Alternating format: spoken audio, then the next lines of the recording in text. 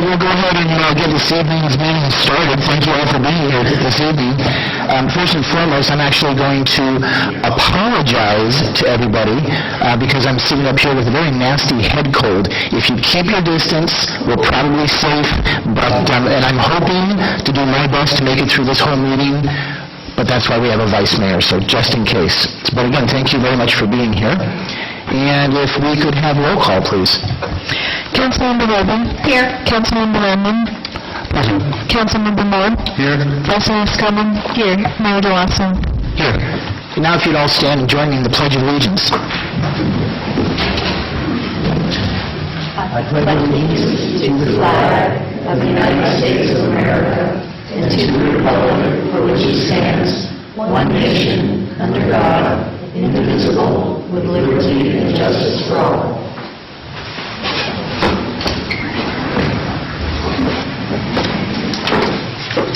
All right, then our first item on the agenda is to approve the minutes from the February 11, 2014 regular meeting and notice of reading of all resolutions and ordinances introduced and or adopted under this agenda. Move to approve. Second. We have a motion and a second. Any further discussion on these? Nope. All in favor say aye. Aye. Opposed? So it's a 5-0 in favor of, no opposition and no abstentions. And Ms. Tammy Taylor, if you could go through our housekeeping items, please.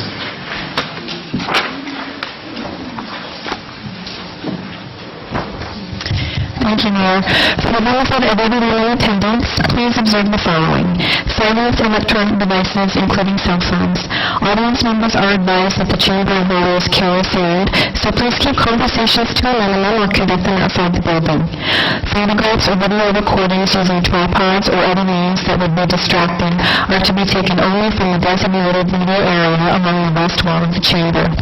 Members of the public wishing to address the council are asked to complete a separate speaker card for each item. Speaker cards are located on the table outside the entrance to the chamber. Place the completed speaker cards in the designated tray located by the Deputy City Clerk. When your name is announced, speakers should come forward to the podium and direct their comments to the City Council. All right, and I do have a speaker card. George Barish, if you'd like to speak on this topic, please. Thank you, sir.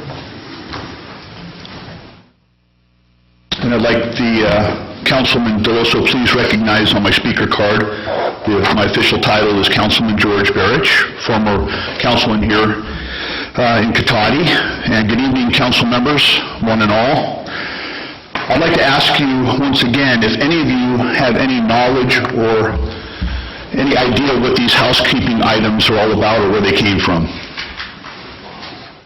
I'd like the record to reflect that not one city council member has any idea where these housekeeping items came from.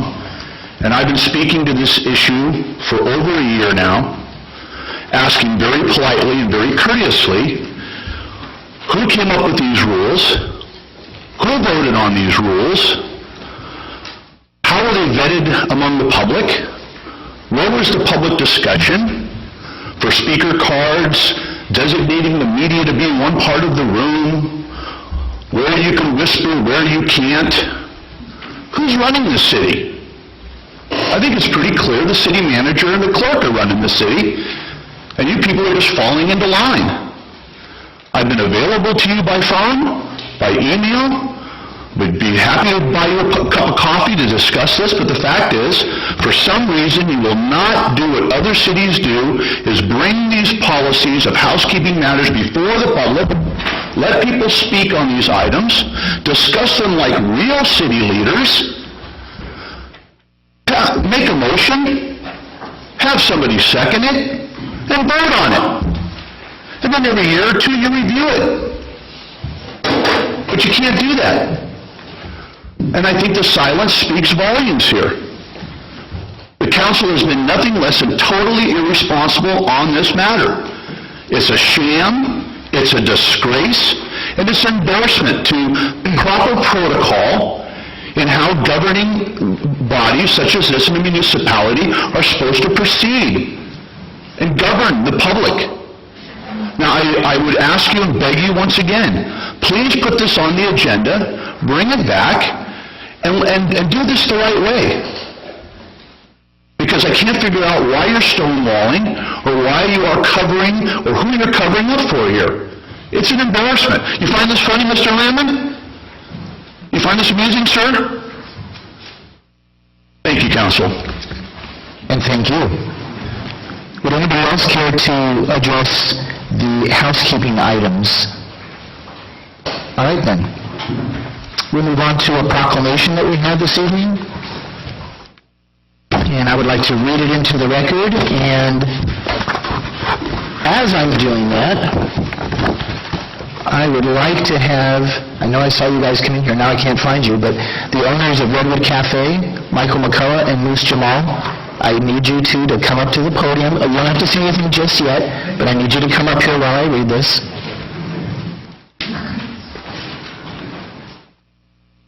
So what we have is a proclamation of the City Council of the City of Cotati congratulating Redwood Cafe on its 20th anniversary.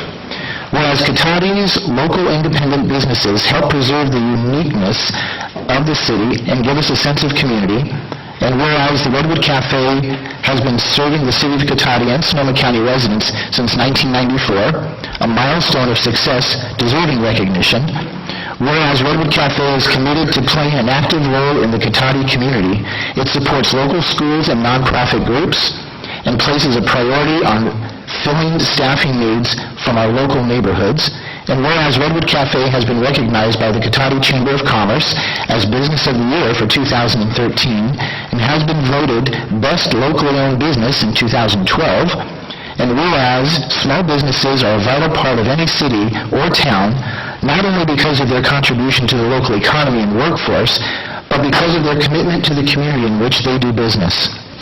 Now therefore be it proclaimed on this 25th day of February 2014, the City Council of the City of Cotati does hereby congratulate Redwood Cafe on its 20th anniversary and wishes them continued success, which is now followed by a round of applause.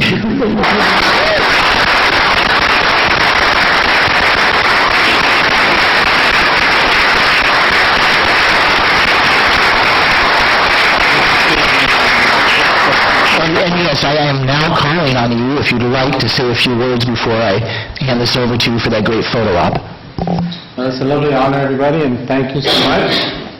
And it's, as I said, this zip code has supported my family and my partner's family for the last 20 years, obviously. And I'd like to thank everybody in this room and the City of Cotati for the award. Thank you so much. I second that. Yeah, that was too easy. Let's get up here for a photo.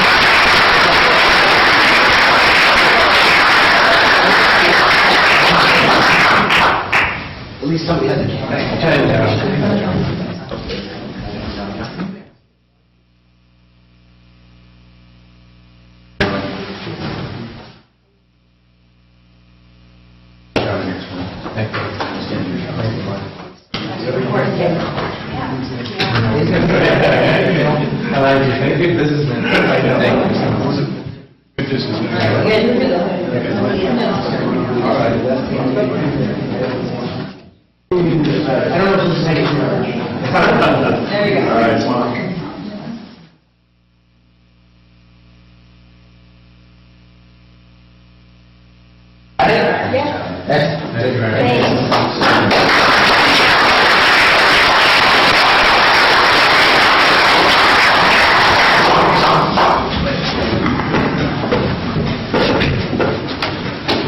Always good to have something feel good early in the meeting, isn't it? Yes, indeed. Mr. Mayor, I wonder if we might have any comments from the dais regarding this? Absolutely. We'll start with you, Councilmember Landman. Well, not a lot prepared. You mean, we have these proclamations, those of you who have heard them. You may be listening to us. It seems like there's a lot of whereases. Frankly, tonight we could have had 3 or 4 times as many whereases, and probably won't be enough to cover what Moose and Michael do for this community. And I'm seeing some votes now because you all know those are guys that are so a part of this community. They do so much for everybody. They're always there when you call and ask. And if you look at how we have a long view of being part of the city, part of our community, and making it a better community, that's just something that you can't go out and buy it. You King Robert wanted. It's either part of the areas, and these two gentlemen in front established are just really part of the heart of Cotati. We look at everything they do in terms of supporting groups for fundraising, and the work they do truly make Cotati an even more vibrant music scene, something I think a lot of us appreciate. I could spend a lot more time, but bottom line, it just boils down to a real simple thank you, guys. I appreciate you each and every day. We go down to this end here. Councilmember Moore, any comments? I would just reiterate what Councilman Marion said, that they've been a part of the community for a long time, and a very positive influence, and it's good to have more positive influence in a community like this, and always stepping up to the plate, and doing what's asked for, and doing the right thing. And thank you so much. Councilmember Harvey? I think Mark said it very nicely. I think the truth is that they are very committed to this community. You see that when you go in there. There's a lot of folks in there, and they know everyone, and they talk to everyone in the community, and I certainly enjoy going in there, and that's where I like to see various people, and I appreciate you guys being here and all that you do for our community. Thank you, and I wish you another 20 years. Vice Mayor Skillman. Thank you. Everybody's already stated it really well, but I really appreciate, too, having been the mother of a kid, being able to have sort of the family-friendly aspect to it as well, as being able to go on my own and listen to music and enjoy the later night activities. So I really appreciate that you not only serve the community, but the full spectrum of the family-friendly as well as the individuals. So thank you and continued success. And I have something to say that nobody else has said, so there, I have something different. I want to tell you that on Sunday evening, my wife and I walked down there for our 29th anniversary dinner, and the crab cake sandwich was to die for. It was so good. And speaking on behalf of my heritage and being Italian, the Irish music was really good, too, I have to say. I was surprised. I didn't know if I was going to like it or not, but seriously, you guys, you do a lot for this community, and the service you provide, and Moose, I know you have responsibility with another business in town as well. I think that just shows that you have found a niche here in Cotati, and I think we're all grateful that you guys have been here for 20 years, and another 20, and another 20 beyond that, and so on and so forth. So again, thank you very much, and I know this is cliche, but we do have to give them one more round of applause. We can keep it short if you want. That's fine.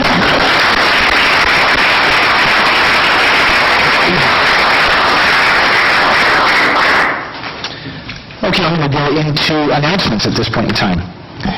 The City of Cotati, oops, there goes my microphone, hold on. Here we are. It went off again. When you pull on it, it turns it off. Yep. The microphone is finicky. I won't touch it, I promise. The City of Cotati has special open office hours on Monday and Wednesday evenings from 5 to 7 p.m. in the Community Development Department at City Hall, part of its Cotati Open for Business program. This program provides personalized assistance and information to developers, current Cotati business owners, and those interested in starting a new business within the city. The Rohnert Park Cotati Regional Library hosts events for all ages, including art exhibits, book clubs, and children's programs. All events are free and open to the public. For more information, call the library at 584-9121. The Cotati Historical Society Museum is open regularly the second Tuesday of each month from 5 to 7 p.m. For more information, you can call 794-0304. One last shameless plug for the Redwood Cafe.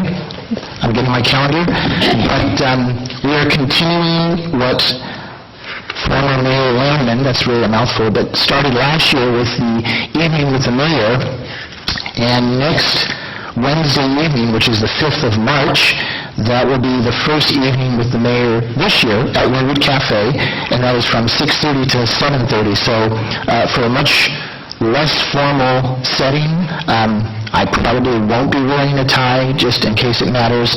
So we're going to have a conversation about whatever's on people's minds. So please be there if you can.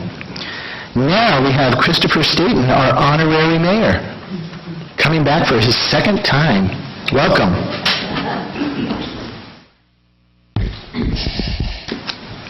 Hello again. My name is Chris Staton. I am I was talking with some of my friends and I realized I spend a lot of time at school during lunch on the basketball courts. Even when I am at home, I play basketball. So I was thinking that maybe we could manage a basketball program right here on these basketball courts. It could improve kids' ability towards basketball. It is a good way to get some kids moving. I know a couple adult Cotati locals who might be willing to instruct and coach in the program. It could be possible for Cotati businesses to be sponsors and donate snacks to get their name out there and supply the athletes. There could be a different sponsor each week. This program would be meant for kids my age and younger, but we could get some high school kids to help out and earn some community hours. I don't see this as costly, since all of it would be voluntary. Wow, very good. Well, thank you for those comments. I appreciate that. So it sounds like you had some conversations with some of your friends at school then, huh? Excellent. And you found yourself doing these conversations on the basketball court even. More better. Love that. Love to hear that. Are there any comments from council members for Chris? Anyone? Sure. Go. Mr. Moore? Chris, thank you for stepping up and being the honorary mayor, and I appreciate the work that you put into looking at the basketball program. Are you involved in the basketball program among students? Have you considered that? Yeah, I didn't try out for the basketball team. Okay. Well, I think your ideas on creating more programs for the youth and working with the recreation department are something that would certainly be something to look forward to as we move forward. But those are some great suggestions. Thank you. Councilmember Harvey? Thank you for coming back to see us, and thank you for the good input. I like the concept of having volunteers help with it, and it sounds like you put some thought into how that can be both with parents as well as some of the high school students to complete their community service hours. So thank you for your ideas, and hopefully we can do something about them. Wait, Vice Mayor Skillman. I just wanted to say thank you, and also I think it's fantastic how you've come up with the ideas of it not costing anything with using volunteers. That's brilliant because we're in tough economic times, so that's a really, really creative thinking, and so I'm hoping we can get something like this going. So thanks again for your time and effort. Councilmember Lehman. Well, on your statement, I have to say nicely done. Now we have an assistant city manager, Mr. Hickel, who's responsible for working in economic development, putting together plans, trying to think outside of the box and stuff. I think I saw him right with his bar back there, because you did a pretty good job of putting not just a putting together what you wanted, but some ways of getting there, which was really great. So I appreciated that very much, and I think if we as a community can get back to the point where we can regrow a recreation department, and I hope that's in the future that's soon enough that actually you can enjoy it as well, I think it's a great idea. And the bad part, when you come up with good ideas, you know what happens? People come back to you and ask you for help. So if we get there, you'll probably be getting the call, I think. So thank you very much. I can tell, I want to give you credit, because it looks like you really spent your time in getting homework for this, and you took it seriously. So we appreciate that very much. So we have a lovely certificate for you here, and that last staff person that had a camera, I think it was Damien, is he still around, or do we have one? You're still there? You are still there, good. So we're walking up again, council. Oh, yeah. Come on up. Please come on up. You want to tell your mama? Mom, you're here. Hey, Mom. Yes, Mom is more.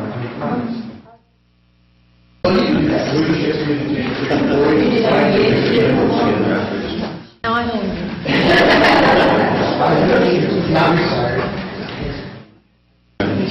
Smile.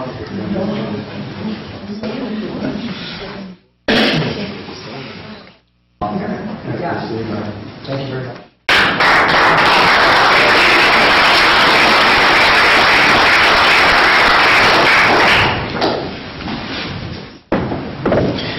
have to admit, I kind of miss the old days with cameras and flashes where your eyes you couldn't see afterwards. These phones are just amazing how they work these days. All right, we're moving into the approval of the final agenda. Are there any changes to tonight's agenda? There are none. Wait. Excuse me, Mayor DeLasso. We do not have closed sessions this evening. Okay, so we do not have the closed session at the end of this meeting. Thank you.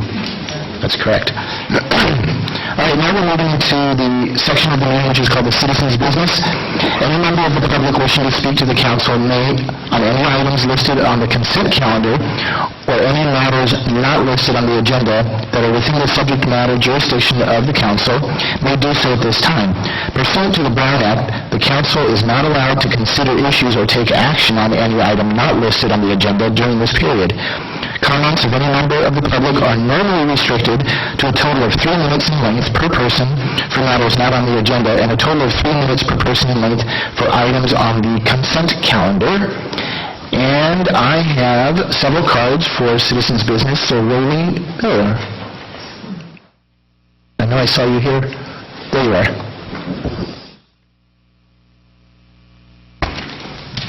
Good evening, Mayor, City Council.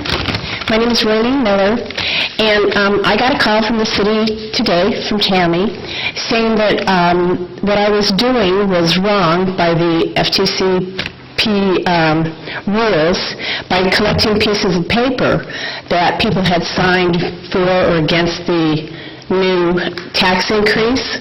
And all they were doing was coming by, dropping them off at my office, and because I was open all the time, and I have a secretary in there, and she says, "Oh, set that over there on the table." Then somebody came in and picked him up.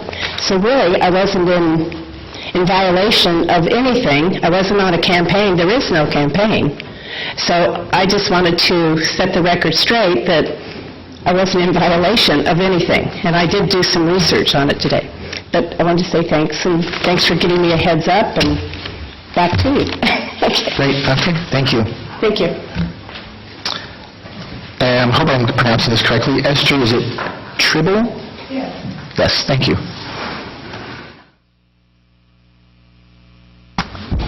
Yes, I'm Esther Tribble, and I'm a relatively new resident of Cotati, and I want to say, first of all, it's a lovely village, and I enjoy being here.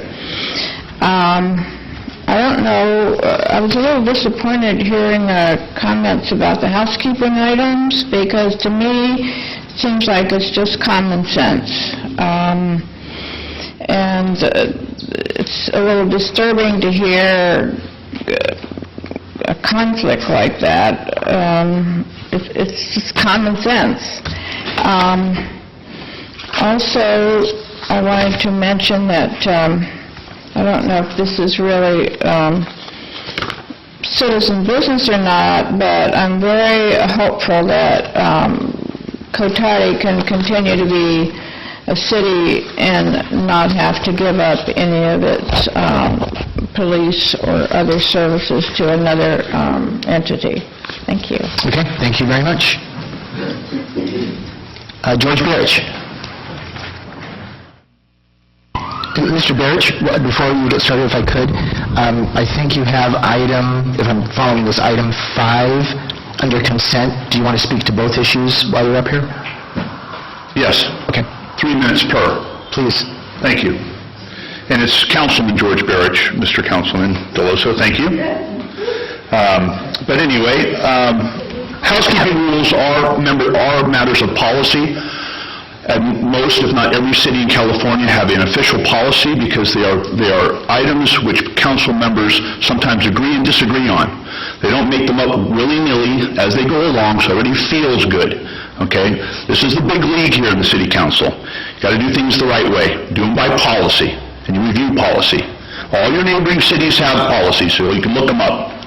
Okay, also, Mr. Deloso, at the last city council meeting, you took exception to a couple of people in the room who chuckled or laughed after one of your statements. And I would like to advise you that you cannot request people to laugh at your jokes, whether they be intentional jokes or unintentional.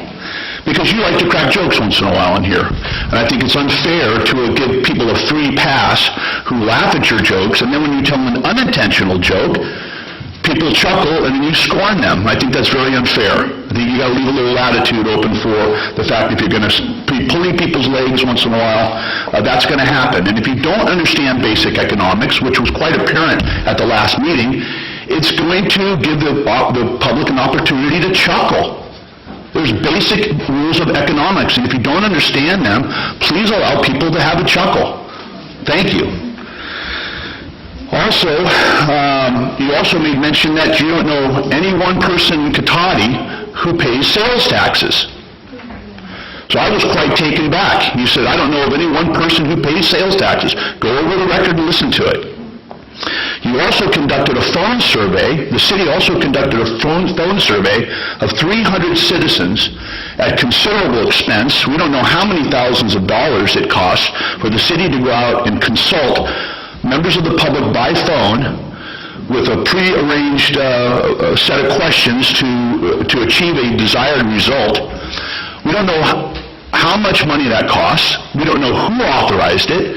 Every phone survey in the past that Cotati has ever conducted was brought forth as an item on the agenda. It was discussed. It's a major amount of money, and it is voted upon. It is a phone survey like that is well beyond the authority of the city manager to authorize such a phone survey, and I'd like some answers of how this was done. How did you take it upon yourself to meet in closed session, behind closed doors, out of public view, to allocate thousands and thousands of dollars to hire a high-end consulting firm to go out with his crew and do phone survey, then come before the public and put on a huge presentation of the results that they got back and reported back to the city? How does that happen? How does that happen in the city with all the phone surveys and money that we've spent in the past? It boggles the mind. I would hope we get an explanation to this. You're already off to a bad start in trying to promote a sales tax measure with the fact that it was done on a false premise that you have done a phone survey without the consent or authorization of yourself or the public. Thank you. Thank you. Did you want to speak to item 5 on consent?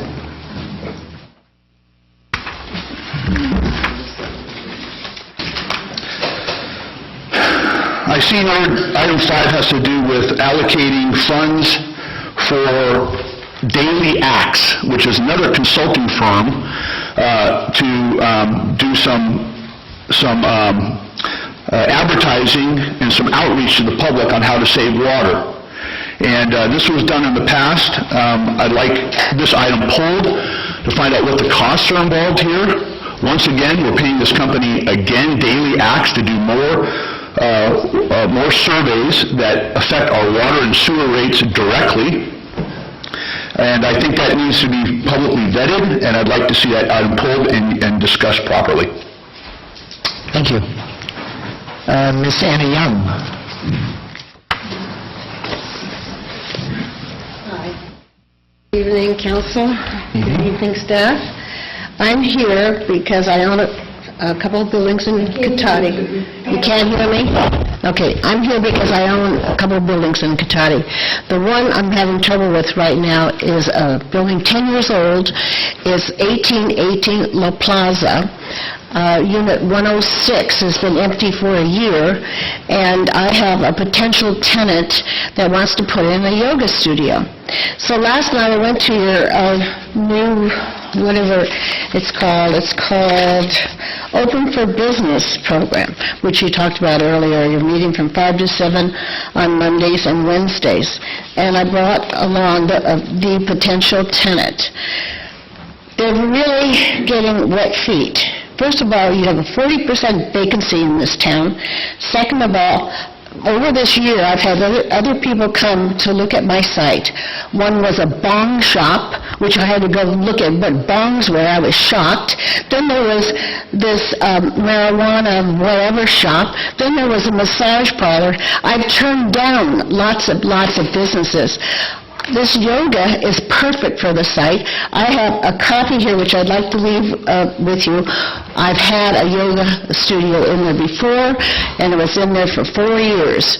And I don't know why my new potential tenants are being penalized.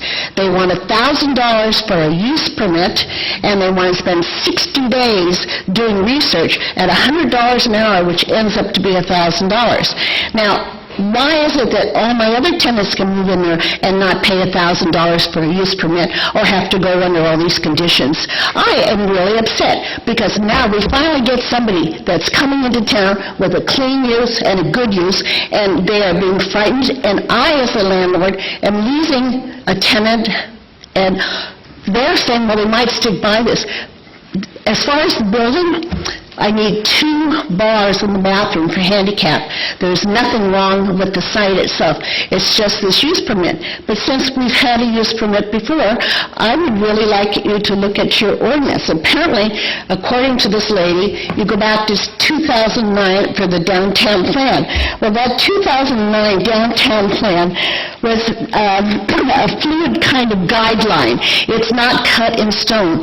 And I can understand if you were having a marijuana dispensary that you would want to notify all the neighbors and try to find out if they want people hanging around. But a yoga studio, and then as far as occupancy, that's another question. The wine store, and a lot of you have gone there, the wine store had dinners. They had a lot of people coming for dinners. There were a lot more people than what would come to a yoga studio. So somehow I think that this should be looked at. If you're trying to open up something to the public, to come in and visit, to bring in people to this town, this is not going to work if they're going to be treated like that. And I think you should really, really consider looking at it. And that's all I have to say. Thank you. Except I'd like to leave, I have letters from all of my tenants, by the way, saying, hey, you know, we like the idea. So I don't know how many people you have notified. I have a copy of the lease. So who should I leave? You can leave it with our city clerk. That would be great. Thank you very much. Everyone?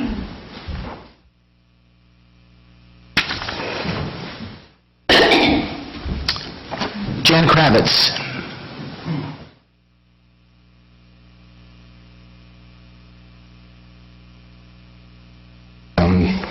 This is kind of preface, doesn't have to do with the actual item 7.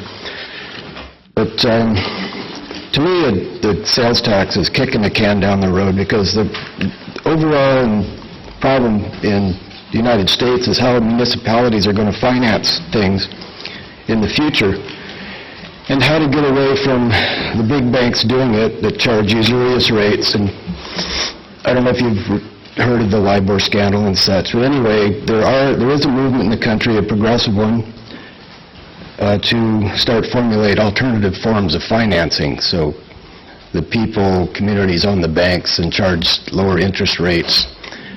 And it's a very practical solution to financing projects without taking money out of our pockets. It's worked in North Dakota for 90 years. Certain places in the nation are starting to look into it, San Francisco, Philadelphia, California generally. And I would beseech the council, just for your own education, to start looking at these type of things, because we all know what's happened in the country, and we all know that scandals such as LIBOR and the bank's power and the way they manipulate things, it's the biggest theft in the history of the world to me. And I've made it an avocation for the last few years, ever since the economic downturn. There are alternatives that will have to be looked at in the future to get places like Cotati, which devotes 65% of its budget, a structural problem, to its police department.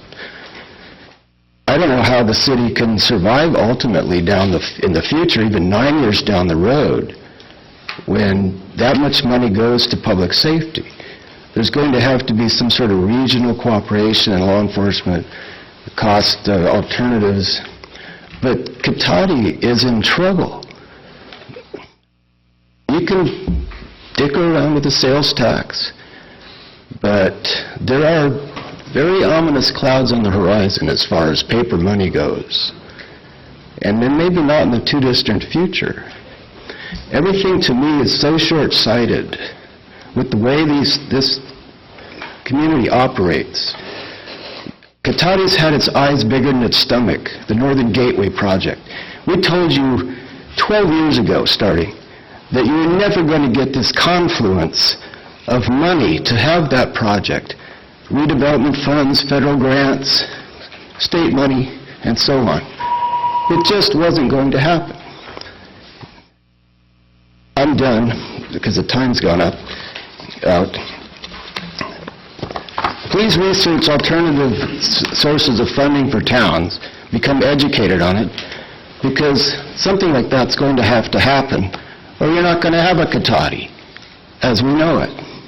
And I've been here 41 years. To me, the sales tax, that's just like,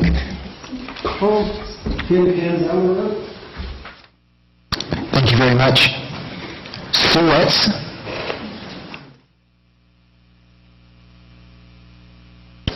And you do have one thing on here, which is item number 7, but if you could hold until we get to that, because that's under our regular agenda. Which one is that? Item 7 is the sales tax measure. Oh, so don't talk about that right now? No, but I noticed you had citizens' business checked, and there was a couple of other statements in. Been to a city council That's meeting okay. before, so That's okay. I didn't... Is that what you want to talk about, is the sales tax measure? Actually, I had 3 things I wanted to talk about. Okay, if there's something other than that. Sure. But I won't talk about the sales tax right now, I'll wait. Speak up a little. And I will call on you again, I promise. Okay. All right, so my name is Sue Wetz, and I've owned my home in Cotati for 15 years. And this is the first time I've ever come to a council meeting, and I just wanted to support you guys. I think that you're doing a fantastic job. I think roundabouts, many cities have roundabouts, tons of cities have roundabouts, and they're wonderful. And I would love to see roundabouts in Cotati. I know a lot of people have. I've read a lot of stuff, I get a lot of mail, hate mail on roundabouts, and I just wanted to say that there is a Cotati person that loves roundabouts. So, also, the local police, I love my local police. I want to keep them. I mean, they're fantastic. So I don't want to see the sheriff's office come over here. So that's really important to me. And that's it for now. Okay, thank you very much.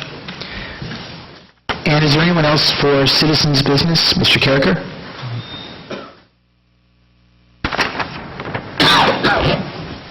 Greg Carricker, unincorporated Sonoma County.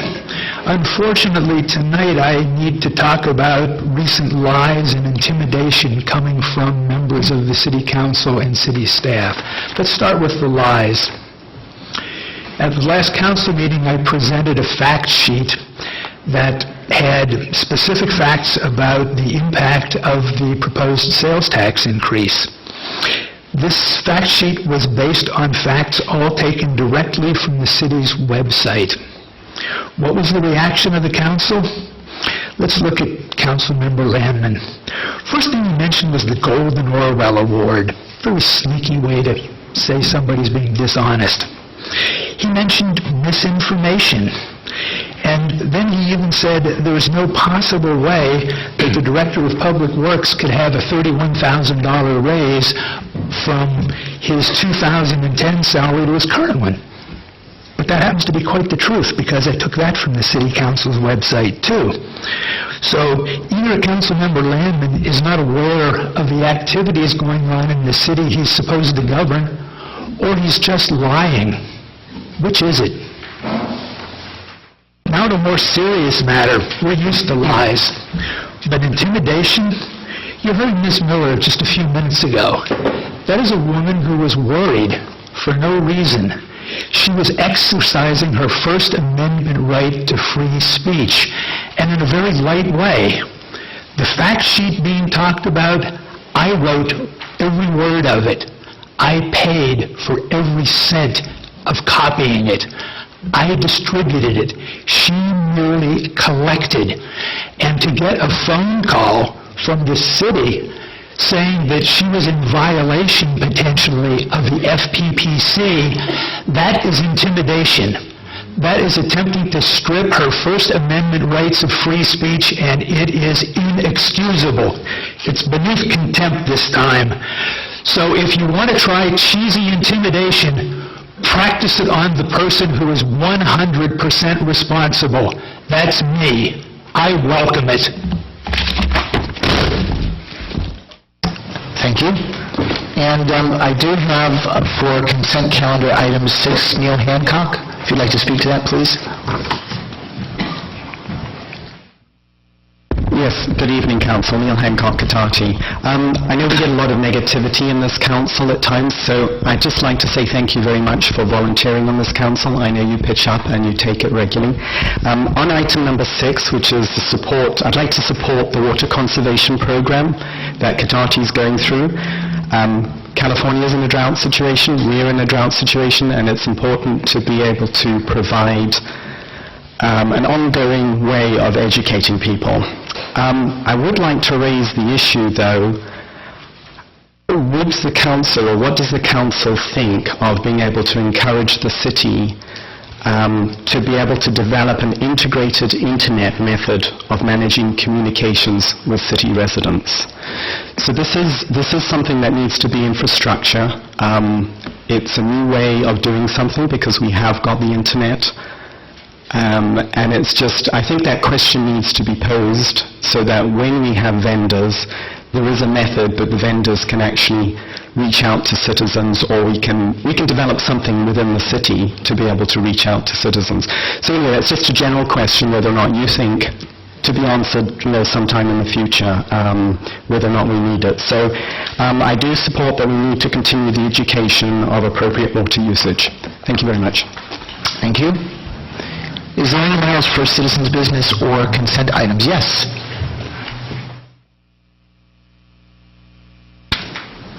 Hi.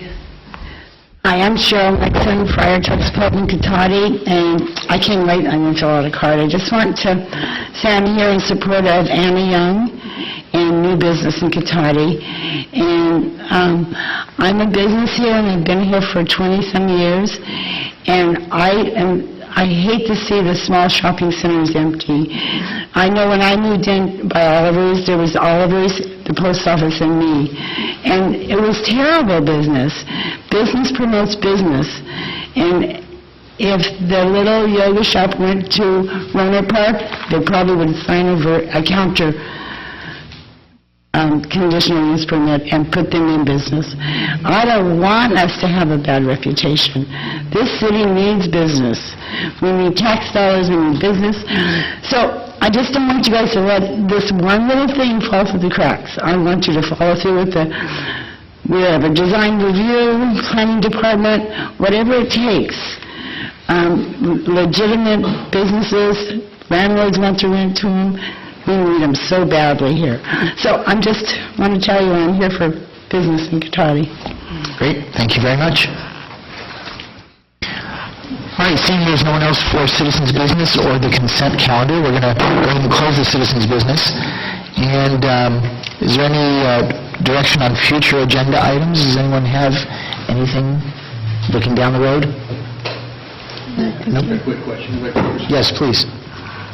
You may have been getting ready to ask this, Mr. I don't know, but I just wonder if we could have somebody speak to use permits, if we're doing anything substantially different than any other city or anything like that. And I appreciate the fact that we have the opportunity to look into this and get this moving for you through the program that we have our employees stay late a couple of nights a week to be able to do this. So, but it's a big question, because you want to make sure there's a balance between making sure we do things right, protect your interests and your tenants' interests, but at the same time, we want to make sure we make it as easy as reasonably possible for business to come in. So that's why I wanted to ask this.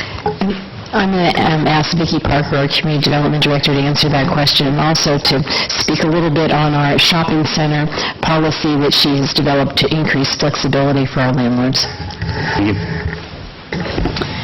Thank you, Council. Yes, Ms. Young and her leasing agent and clients did come to see us last night, and unfortunately for them, studios such as martial arts studios, yoga studios, that kind of instruction does require a use permit. The good news is that it's just a minor use permit. Those were the regulations that were adopted with the Downtown Specific Plan in 2009, so they've been on the property since that time. We'll do everything we can to expedite it. $1,000 is the deposit. I don't expect it will cost that much because it will be quick, and it is a public meeting, but it's a director level approval, so we'll go through that noticing, and it's definitely our more minor level use permit. And the other regulation that is in place in grouped commercial centers like that is that these type of operations have to be above or behind retail, and with our shopping center policy recently, that is one of the parameters that we realized was a definite prohibition, and so we're not requiring that at this time. I'm happy to answer any other questions that you have. Anyone else? No? No, that's good for me, thank you. I just want to point out, was there something you want to add? Yes, I'm sorry, I forgot to address the portion about similar to other cities. I think almost every city has a requirement for a use permit for that kind of instruction because it has a different rhythm to it, if you will, than just retail. It's groups of people coming, and even though they're sometimes minor, 15 or 20 people, they're coming and going at one time versus a retail rhythm that is more regular throughout the day. So it has a potential for nuisance impacts. I don't expect that there will be any, but that's the reason for the requirement. And as I said, this is a more minor one. It's not a large public hearing before the Planning Commission, so I think that's pretty typical as well. Good, well, I appreciate that. This is the beauty of having something like the Open for Business program where you can come down, see if there's some problems in the way, and also want to find out, this is the beauty of being a small town where you actually can have council meetings and come down and get some questions answered and find out. The other one, from what I'm hearing at least, which I was concerned about, is this comparable to other cities? Because we want to make sure we're not too far on either side, and that's what I'm hearing. Secondly, we want to make sure we have a see if things are really as big a problem as we might perceive, and I'm not seeing it. Sounds like this is something hopefully will be very minor, be a lot less than we were originally talking about just a few minutes ago, and I believe we're a lot faster. So I hope it does go that way, because I like the sound of that business too. So thanks for coming down tonight, and thank you for the comments. Ms. Parker, I also have a question for you. In light of the conditional use permits for these types of businesses in a commercial zone, are they not there so that we can address potential loss of revenue with a limited commercial area and a yoga studio, which is a business? It's not a significant tax-generating business, and Cotati has a limited space for that. So I wonder if that's also part of why we have those conditional use permits that need to have either an exception or a variance made for different types of businesses. Yes, that's accurate. The overall zoning concept for the DSP is a heavy focus on retail sales. So other things that are auxiliary to and potentially as valuable as the second speaker referenced, businesses that are there because of other businesses type of thing. Those are the ones that are at that next level of a minor use permit. So we can look at our array of sales and say this is a good fit at this time or not. In this case, I wouldn't see any reason why it wouldn't be because of the high vacancies. Yeah, I can't see conditional use permits as just a hurdle for the sake of being a hurdle. There's a reason why they're there. Thank you. John, can I ask one more question? Yes, please, go ahead, Councilmember Harvey. Sorry. I heard the speaker say that there were two different $1,000 fees, and I only heard you speak to the use permit. Was there an additional research fee? I'm not aware of what that is, so was there just a misunderstanding? We're all the same thing? Yes, I believe that's just a misunderstanding. There's one deposit fee required of $1,000. And we also set up a meeting for them with the building official, and there were the very minor ADA compliant requirements for the restrooms, which were essentially grab bars and a couple of decal signs. Those will be the only other expenses. Thank you. Okay, no other questions from council at this time? All right, we'll move on to consent calendar. We have items 2 through 6. Move to approve. Second. I have a motion and a second. Is there any further discussion on these items? No? Seeing none? All in favor say aye. Aye. Opposed? Abstentions? Okay, show the record is a 5-0 vote. And to address one of the questions on item 5, it was a question on the cost. In the staff report, there is a 4-page proposal from Daily Acts and a not-to-exceed amount, so that information has been provided. And now we'll move on to public hearing, which is item number 7. Can I just do a quick comment, too? Yes, please. One of the reasons why I was fine with everything on the consent calendar also is that nothing's coming from the general fund. So all the daily acts is being funded through a special program, so.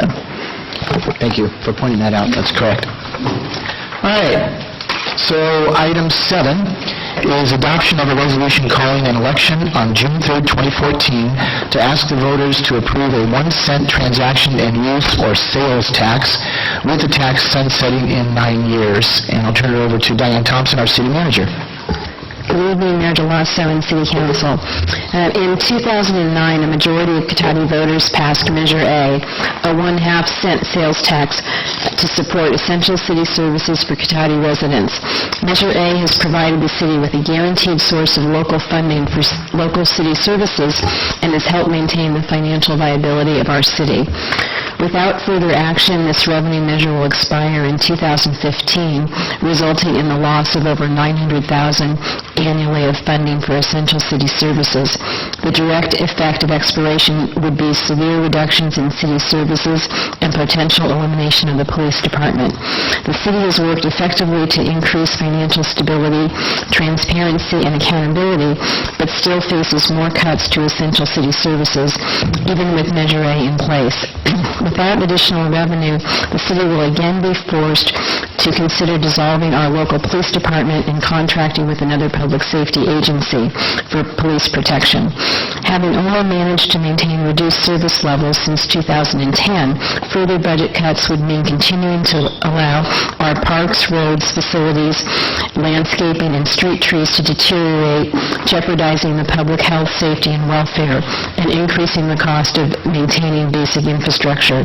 Additional funding from a measure to continue and enhance Measure A is needed to keep things on the right track in our city. We have worked effectively to increase our accountability as well, and we have done a number of things to, to bring our costs down. In the past few years, we have reduced staffing by 28%, we have reduced employee benefits, and we have reduced our overall general fund budget by 11%, while inflation has increased 20%. However, continued takeaways by the state have reduced our budget by $2.3 million, including $600,000 in the past year alone. At the City Council meeting held on January 28th, the City Council received the results of a community opinion survey, which indicated 2 out of 3 respondents would support a measure to replace the city's existing 1/2-cent sales tax with a 1-cent sales tax for 9 years in order to maintain our local police department and to ensure Cotati's fiscal stability. Based on the results of the polling and the revenue needs as described, staff are recommending that the City Council submit to the voters a proposed revenue measure to extend Measure A for 9 years at 1 cent to maintain and protect general city services, including public safety priorities such as preventing and investigating theft and burglary crimes, maintaining domestic violence response services, and maintaining Cotati's own city-run local police department. Accordingly, at the February 11th regular council meeting, the council conducted a public hearing and adopted a resolution declaring a fiscal emergency in Cotati. Council also directed staff to bring forward for consideration an item calling a special election in June 2014. It is recommended that the City Council adopt a resolution calling an election on June 3rd, 2014 to ask the voters to approve a 1-cent transaction and use sales tax measure, sunsetting in 9 years. That concludes my report, and I'm happy to answer any questions. Are there any questions for the city manager from council at this point? Councilmember Landon? Just one quick one. I think I have a pretty good handle on this, but I think it would be helpful. It's a lot of information. It comes out real quick, and it's hard to get the big picture here. But one thing I found helpful when we first started looking at this, I wonder if I could ask you to just step back for a second and focus in on giving us all a sense of how big the hole that, well, in essence, Wall Street and Sacramento blew in our economy and our local budget. Just in comparison on what our general fund budget is typically a year, and what sort of hits we're seeing this year and ongoing years. And because I think I have an idea of the magnitude of the problem, and I want to make sure we all do, because I think that would be helpful to stress. Sure. We have approximately a $5 million general fund budget, and Measure A brings us about $900,000. So if you round that up to $1 million, say with growth over the next few years. Additionally, the state took $600,000 a year in redevelopment money, and then we have a few $100,000 worth of increases as things increase over time, health cost, pension cost, and other costs. So if you combine the $1 million from Measure A that would potentially be lost, along with the $600,000 general fund takeaway, and a few $100,000 in increases, that's a $2 million hit to a $5 million general fund. Yeah, okay, that's helpful. That gives some idea. Percentage and clearly not sustainable. Good, thank you. Any other questions? Councilmember Moore. Diane, you talked about the numbers recently in reference to the 28% reduction in employee benefits and reduced the general fund budget by 11%. And then you talked about while inflation has increased at 20%. Can you clarify that for me? Do you want more information on the staff reductions? Yes, I do. When you talk about the inflation at 20%, if you have specific questions about the inflation, I'd probably ask our finance director to address that. But I can describe the numbers. When we had our downturn in 2009, at our lowest point, we had reduced our staffing by 33% and our general fund by 25%. Since that time, we've had to fill a few vacant positions, and we've had to absorb the redevelopment hit to our general fund. So at this time, we're at a 28% reduction in staff and 11% reduction in our general fund. And during that same time period, there's been a certain amount of inflation. right, and I get that, and I understand the concerns, but when we talk about an inflation of 20%, that's an awfully big number. So I'm wondering where that number came from and what specifically that... 1%. 1%. I'll ask our finance director to address that. And maybe we can clarify that, and if it's just in a particular arena that we're addressing it. Thank you, Council. The inflation number takes into account from 2007 forward, so you're looking at a 7-year number. You're not looking at a 4-year number. So I want to basically address that as sort of the playing field. That would assume about a 3% year inflation rate. As you know, the cost for benefits have been going up substantially faster than that.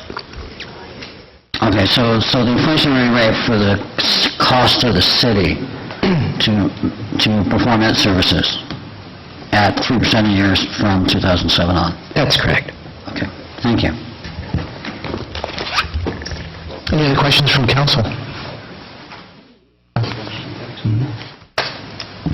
Sorry to take another bite of the apple, but actually this does speak to what we're talking about here. It was asked earlier saying that our city engineer, Damien O'Bid, hello Damien, I think you all know him, had what was it supposed to be $31,000 raise I'm sitting here, I can't see his face right now, I bet he has a wistful look, because I bet he's wishing that was true. But what I want to point out is my understanding, this is why perhaps it's described as a high inflationary number. That increase, of course, is not raises. That's an obvious one. What we're looking at is increases in retirement, PERS, and medical benefits. That number one, we have no control over. And number two, all other cities are dealing with. So since we've been circling around that, I thought that was a good thing to point out. Facts are facts, and credibility is credibility, so it's good for you to know these things. Just to piggyback on that, our city was the first city in Sonoma County to institute second-tier pension benefits. And also, our employees contribute to their benefits, which I think is important to remember as well. Vice Mayor Skillman? We like to make jokes that you go to law school because you can't do math. So I would like to just make sure that I've got the math right. So right now, we're at an 8.75% tax. So if I spend $100, I'm getting taxed $8.75. So far, so good. Okay. Then, if the new measure did pass, then we would be at 9.25%, so I would be taxed $9.25 if I spent $100. So if I spend $100 in Cotati, we're talking about the difference between 50 cents. Okay, thank you. I just want to make sure that I had it right in my head. And not spending $100 on taxable items, too. Right. A lot of things are not, food items, for example, are not taxable. Is there a comment or question? Through the chair, yes, Vice Mayor Skillman is correct. If you spent $10 here, it would cost you an extra nickel to basically help support the city. Okay. And a nickel to continue the police service we have is a good thing. I think Lieutenant French would probably agree with that, and also other city services. So why don't we, since we have a lot of speaker cards, why don't we open this up for the public? I'll call your name and just ask you to come up, and if you could speak into the microphone as best you can so everybody has the opportunity to hear what you have to say. And I'm going to do my best with names, so bear with me. But let's go ahead and open the public hearing, and I'm going to start with Andre Morrow. I'll have to get through this for sure. I have no idea how I got to the top of that list. But I just came out I haven't been here for a while. I just wanted to say it's good to see all of you. I really appreciate the City Council of Cotati. You guys come out, you help the chamber, you help the city in ways other than just serving as City Council people, and I just really appreciate you. I also appreciate your common sense. I appreciate the fact that you look at everything seriously and you take care of this town. So if you decide that the sales tax is something that we need in order to keep going, I support you. Thank you very much. And thank you. Neville Hormels?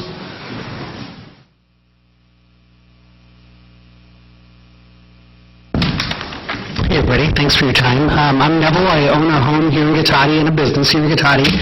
I also appreciate everything you guys do. I'm acquainted with all of you, and I like you all, and I'm thankful that you're working on our behalf to try to make this place a better place. So I wanted to offer my perspective on the tax increase.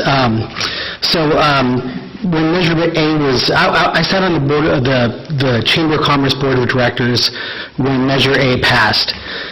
Mark, you attended the meeting when we discussed the measure, and when I voiced my opposition when I was the manager of Zone Music, Mark told me that Zone Music was operating with an outdated business model.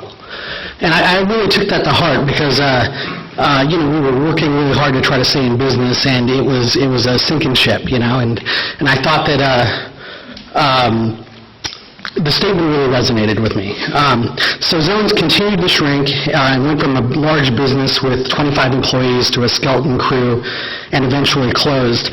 And obviously that's not the sole fault of Measure A, but it certainly didn't help. There was a lot of competition with our kind of retail and sales tax on the internet and things like that.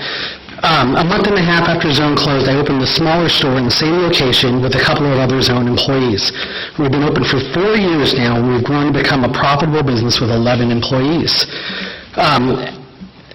The point of all that is I took Mark's words to heart, and Zone did have an outdated business model, and it eventually closed. So I kept that in mind when I opened Loud and Clear. So I believe that in this competitive marketplace, businesses don't have the luxury to raise prices to stay in business, and neither should local government. I believe there's still options and changes that the city has not made or considered fully. I understand that city staff has cut 20%. I also still think that city staff jobs are probably making 3 times more than the average Cotati citizen, and there's benefit packages that are unheard of in the private sector. So I believe that looking at things like combining services with other local cities or the sheriff's department, it's not a bad idea to try to become self-sufficient and be able to live beyond, not live beyond our means. I mean, to actually make and support ourselves. So my advice to the council is that I believe that Cotati is using an outdated business model and further needs to tighten up, cut some services, learn to live within its means, like every household and business in Cotati. Thank you for your time. Thank you.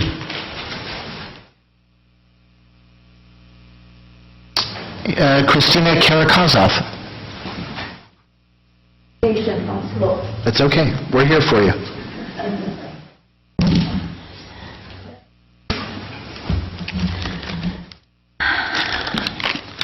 I want to speak louder so everybody hears it. It's been very poor hearing all over the building. I'm not hard of hearing, really, but I can't hardly hear anything that anybody's saying. So I'm going to be yelling. Everybody agrees? Yes. Okay. All right. I have been advised the fire department is asking for an assessment. The city is asking for an assessment to the sales tax. School district also, you know that. They're asking also, there's 3 of them. Federal government has increased taxes, state has increased taxes. I don't know where else they're going to fleece us. Okay? So, and there's no, getting this tax on is not going to help the small business come in. And only business people pay sales taxes. I'm 90 years old, so I don't buy things. It doesn't matter. Yeah, but I think I care about my city. If you want to encourage business, you have to lower taxes, you have to make them welcome, and you can make it easy. Sometimes we forget some fees or something to make them come in. That's my idea of business. I've been a businesswoman all my life. I have a big stake here in this city, so has my son. And I have been here since 1963, and I'm 90 years old. Now, I went to, when we had the roundabout, I was on the board of directors with the fire department. Chief did not want that roundabout. Thousands of dollars were spent on consultants. And I mean big money. And the thing, everybody was against it. And I asked people, did anybody call you from the city to find out how do you feel? They told me everybody was agreeing with them. They all liked the roundabouts. I never heard anybody that liked it. And it was defeated. Okay? Now, I have 2 solutions for you that will help you pay your bills. You own this property, Faletta's property here, right? The open space right here where the sheep is, where the sheep are. Okay, there's a vacant house for at least 2 years there, 2 bedrooms, you can get $1,400 a month rent. That's over $16,000 a year. And it's been 2 years vacant rotting there. I knew Faletta's for 50 years. I know how they kept their property. The house is in good shape. Why isn't it rented? That's what I'd like to know. Anybody has an answer? Why is the house empty? 2 bedrooms on a nice piece of property with sheep on it. What an ideal place to live. And nobody has an answer, right? Nobody knows anything about it. Well, that specifically is not on the agenda, so we... I know it's not on the agenda, but it's part of our finances. Yes, and we have talked about that in the past at public meetings, too, so... I haven't been here. Okay, but we can get you that Okay, I information. have 2 items that will help you. That's one of them.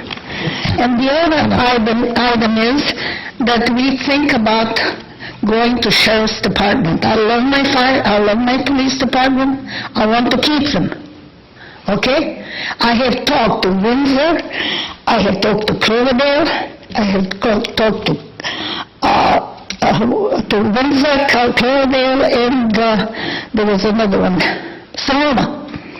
Every one of them joined the Sheriff's Department, very happy. They say they provide good services, and they're happy with them. In Windsor, they told me that they have reduced their expense by 40% per person. 40%. That's a big saving.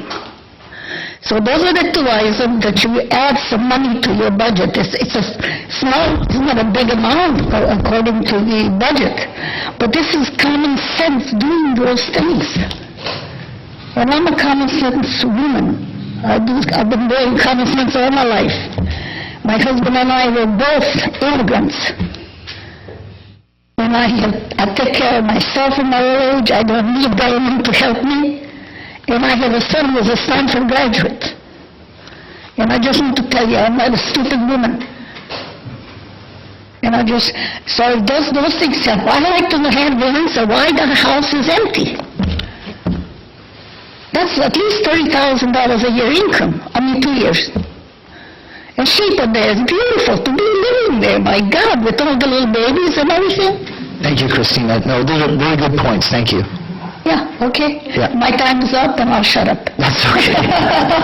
Thank you very much. I don't want to criticize anybody. I don't want to hurt anybody's feelings. But these are common sense solutions. And it can be done. And negotiating with the Sheriff's Department, you have to be tough when you're negotiating. You have to find out.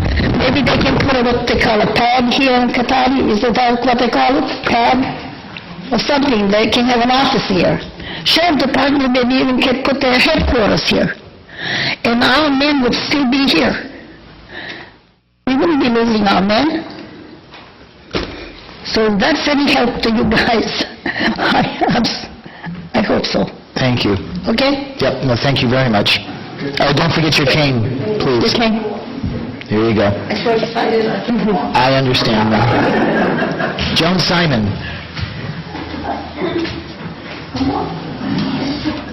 Joan Simon? Yes. You still here? Please come up.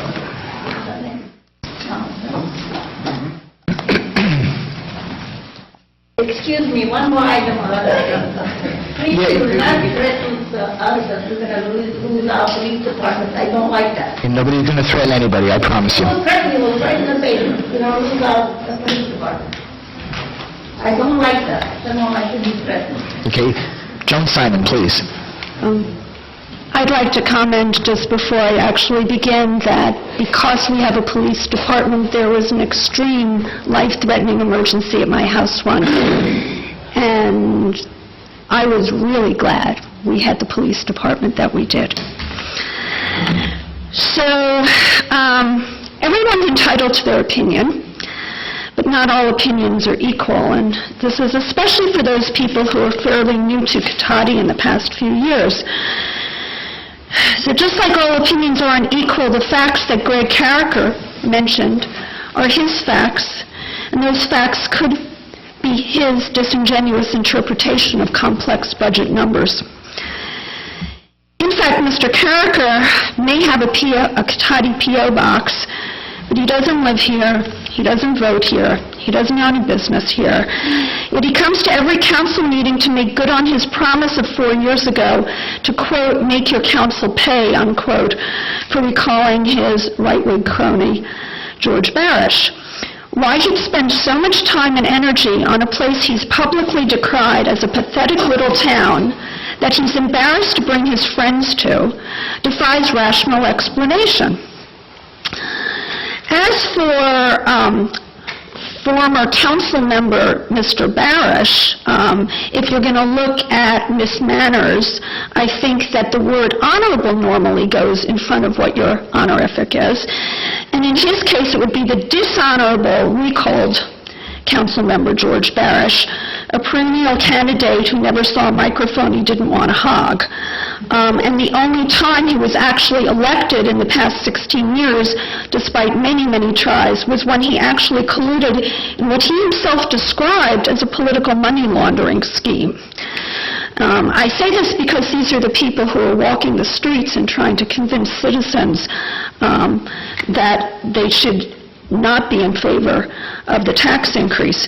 Once caught, Mr. Barish actually settled up very quickly with a $7,500 fine to the state, rather than face public cross-examination of sort of his ludicrous excuses. And this is kind of just like when he twice plea bargained with the district attorney over various criminal charges. Simon, if I could get you to focus on the agenda item, please. So my point, I guess, on this is that there's people who are against this, and they should be, what they say should really be taken with a grain of salt, because they have personal political agendas, and that you get what you pay for. There's no such thing as a free lunch. You go all over the Bay Area where people have raised sales tax. I'm a small business consultant. I go to cities. I see how everybody gets themselves, their knickers all, knotted up over this. And in fact, it never does affect business. People pay for what they pay for because they know there's no such thing as a free lunch. Thank you. Thank you. If I could just ask everybody in the audience a quick question. Can you folks in the back hear people? If you cannot, let me see a show of hands. Okay. Then what we're going to do, if you're patient enough just to stay in your seats, we're going to take just a 2-minute recess and see if we can adjust the volume on that microphone. Tammy? Okay? Okay, so we're going to take just a 2 minutes, so let's see how it works. We cranked it up a little bit. Come on up. And one thing, just for the rest of the speakers, as best as you can, the closer you get to the microphone, the louder it will be. Mr. Lang. Brian Lang. I have numerous hats here. First and foremost, I guess, 30 years in business here in Cotati. Family's been here almost 50 at the Reliance Business Park. I'm also the executive director of the Sonoma County Alliance. The Alliance is a membership organization, business advocates for a healthy economy, community, and environment. We're economic development driven, first and foremost, and that's really where I guess my interest is. I've been in here for numerous issues and will continue to be. I honestly say I've thought about this quite a bit more, and I wish I would have, of whether I support the theory of another sales tax measure or not, because I think fundamentally I'm clearly against it, but I don't think you have a choice either. The severity of this issue is I don't know what Plan B would be if you can't get this passed. However, that being said, it's not even a Band-Aid. It's a little bit of a medicine for probably a very serious disease, and I don't know the solutions. I can't imagine that the public safety issue alone would solve the problem if you change something.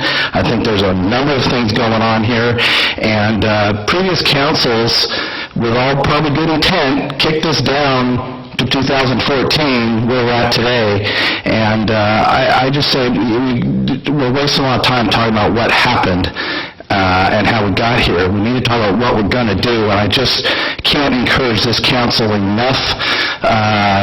We are a member of the Sonoma County Alliance also has a political action committee. We've endorsed some of you guys because we want good, sound economic development decisions, and that's what I'm here for. I want to see, moving forward, good, sound economic development decisions. This got kicked down to you. I don't want to discuss how it happened.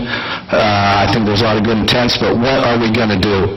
You probably got to get this thing passed, but it's not going to solve your problem. And I hate coming up here and sound like I'm lecturing, because that's not my place. But you got a tough job. I don't know the solution, but the same old thing isn't it.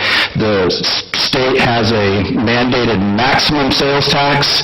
If this passes, you'll be within 0.25%. There's a number of things that may come up at county-wide and statewide that will put you at the maximum. There's nowhere else to go.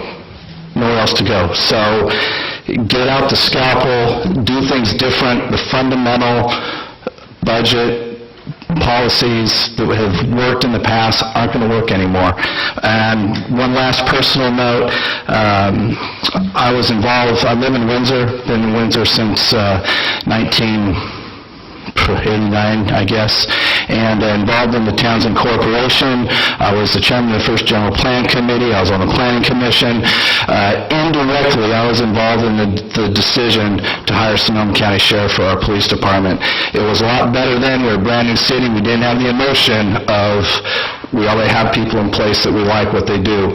But I can tell you, 25 years later, myself, my family, and the entire citizenship of Windsor has been very well served by Sonoma County Sheriff. Just an aside. Thank you. Thank you very much. Ms. Sue Wetz. Now is your opportunity for item 7.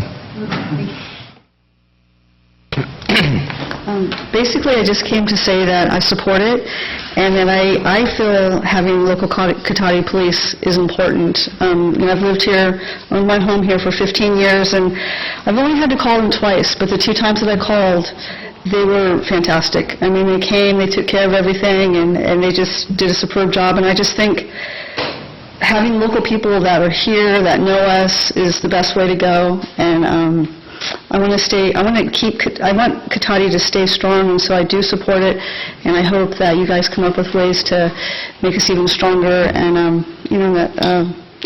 love Cotati, so thank you. Thank you for all that you do.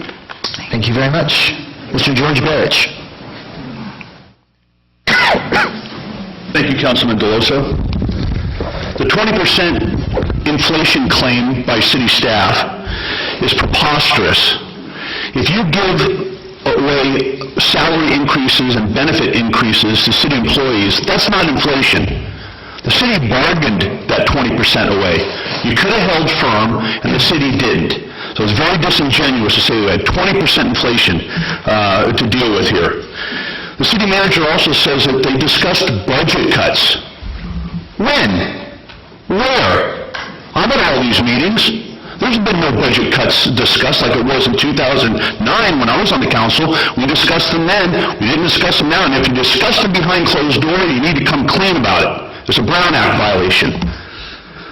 What about cutting expenses? When are we going to hear about that? In 2 weeks? Have we considered cutting salaries and benefits of city staff? Or the number of city staff? Or assistant city manager and so forth? If you want less of something, you tax it. If you want less sales in town, tax sales. That's a sure bet that you will get more online sales, which are about 18-19% now, according to statistics. Online sales account to about 19%. You want more? Raise sales taxes. I think it's just asinine to even suggest increasing sales taxes in a very, very weak recovery. I ran the campaign against Measure A, as the scorned woman Joan Simon knows so well. I ran that campaign. I went door to door. I think this is all an attempt by the city to try to come up with additional $500,000 or $1 million to redo the downtown specific plan, not a second time, a third time. Because now that Measure U is passed, the downtown specific plan is dead on its face. It has to be completely revamped. Where are we going to get the money? Through higher sales tax. Because you can't bleed redevelopment anymore. The governor and the Supreme Court said, no, it's not the city's money, it's the state's money. Higher taxes cost jobs.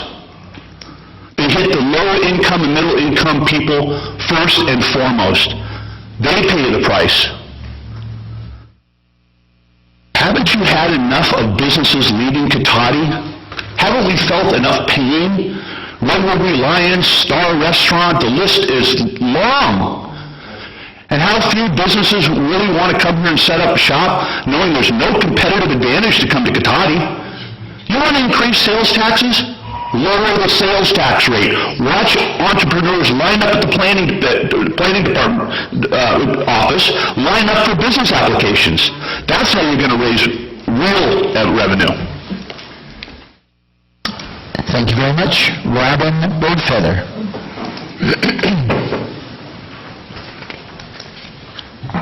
Hi, I also want to thank all of you for all your service, and I think you're being properly paid for what you do. You get what you pay for, as Joan Simon said. I'm very much for this 1%, because 5 cents per $10, please, people. I, in a way, represent Charles Street Village, because everybody there goes to bed at 9 o'clock. But I have talked to some people there, and we're very common sense people. We don't have much money, and we know how to spend it properly. We love the police department being there for us. That's one of the many things that this 1% I think has something to do with. I also strongly, a couple of people suggested alternative ideas, and I think that's something that is a huge area that the whole city, all of us, need to go into. The whole idea of citizen volunteers, maybe we could explore what could citizens do in a structured way that somebody in the city could organize. What are the things that can be done? I think of rebuilding the group in Rohnert Park. They do wonderful stuff. Well, can't we do the same sort of stuff maybe for different things, like, I don't know, cleaning up trails, whatever it is you spend money for that maybe citizens could do in small groups, once a week, once a month, or something like that. Just ways to save money. Somebody suggested a public bank. I think it's a great idea. I've recently heard about them. I can't even speak knowledgeably, except for what I did here was very encouraging, which keeps money local, and we all know we want to do that. We want to keep a viable community. And believe me, when you get to be 62 or over, which you have to be to live where I live, you want a viable community, because you've come from something that has put you in a low amount of money per year. You may have come from something, and quite a few of us have. We've been knocked down by life, whereas we've been very successful in businesses and professions and so on. So we are not a bunch of dumb old, seniors or anything like that. So the citizen volunteer, I like Daily Acts. We really need to save water. And I worked with Daily Acts. They put up the little park. If anybody hasn't seen it, please go to the end of whatever that street is that was to a T by the Pocket Park, yes. Great demonstration. I'm trying to get Burbank Development Company to get serious about working with Daily Acts to replace the watering of lawns that nobody needs. Okay, I think that was it.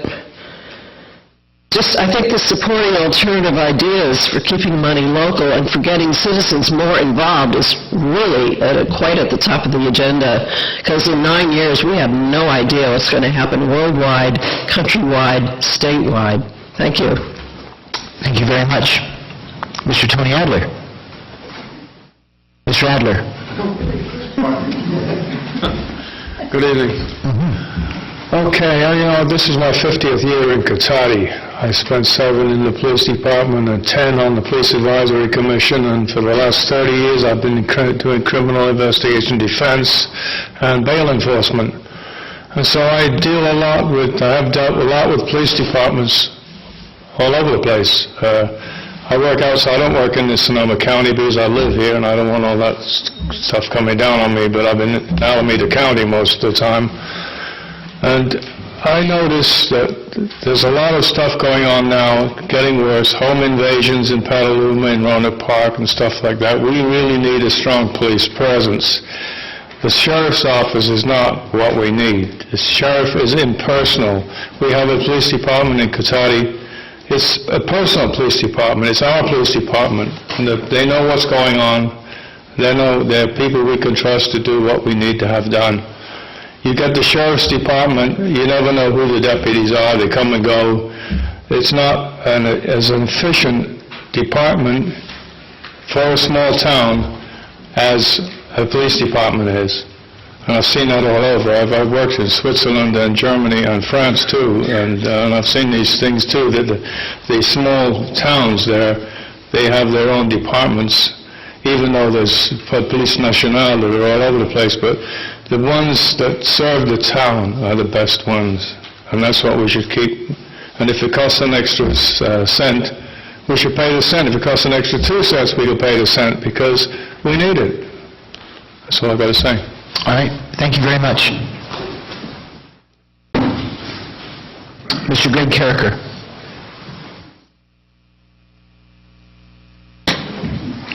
It's always about the police, isn't it? Let me state that I am firmly in favor of having a local and strong police department. I've had personal experience with how well it functions and how much more responsive and aware of local situations and miscreants that a local police officer is. I support that completely. However, 2 numbers here. In 2009, the city spent $2.463 million on on salaries and benefits for the police department. Then you cried wolf and you said, here's Measure A. It's got to be for the police. Let's do everything for the police. Here's this year's number, $2.187 million. So with all your bleating about do it for the police department, the current police department salaries and benefits are $276,000 lower. Think about that for a minute.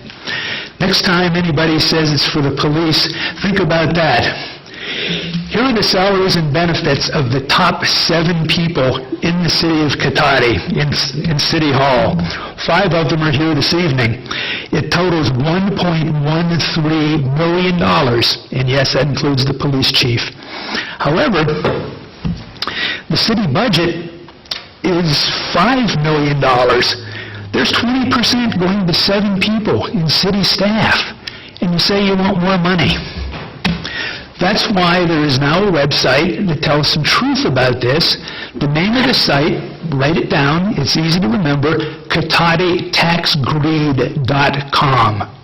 CotatiTaxGreed.com. It has these facts, it has other facts that will not be found from the city, because all you people want to do is spin it and scare people. You're going to take away the police, when what you're really going to do is wind up with $2 million surplus to do God knows what with. You're wasted again. And thank you very much. Jeff Cyphers. Hello. I want to thank you as well. I live here in Cotati. I actually live here in Cotati, and I work here, and the business that I opened here in 2003 is still running, Kima. I want to thank council and especially staff for bringing what is obviously an incredibly difficult item to us to talk in public, because I know it's not easy to bring a tax item in front of the public. It's never popular, even if it's for the right reasons. So thank you, because I know that I know you, and I had a chance to talk with Councilmember Landman about what other cities are doing, what the alternatives are, your investigation into property tax, your investigation into alternatives and other cuts. And I'm very grateful for the work that you're doing. I think it's not an easy decision, but I definitely support it. Thank you. And thank you very much. Maria Glass?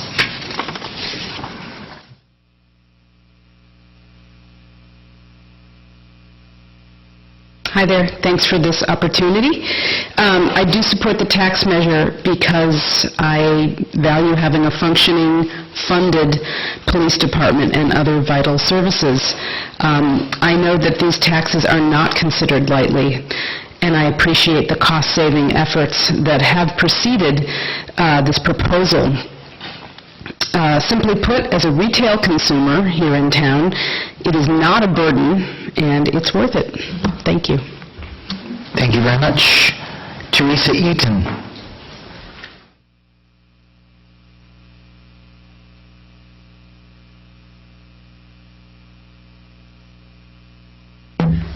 I inquired with a number of my neighbors what they think of this new tax, and they're all going to vote no. Okay, and thank you very much. Adrian Lobby.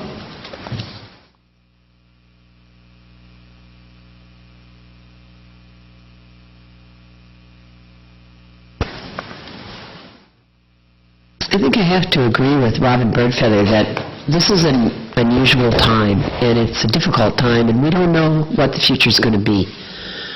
And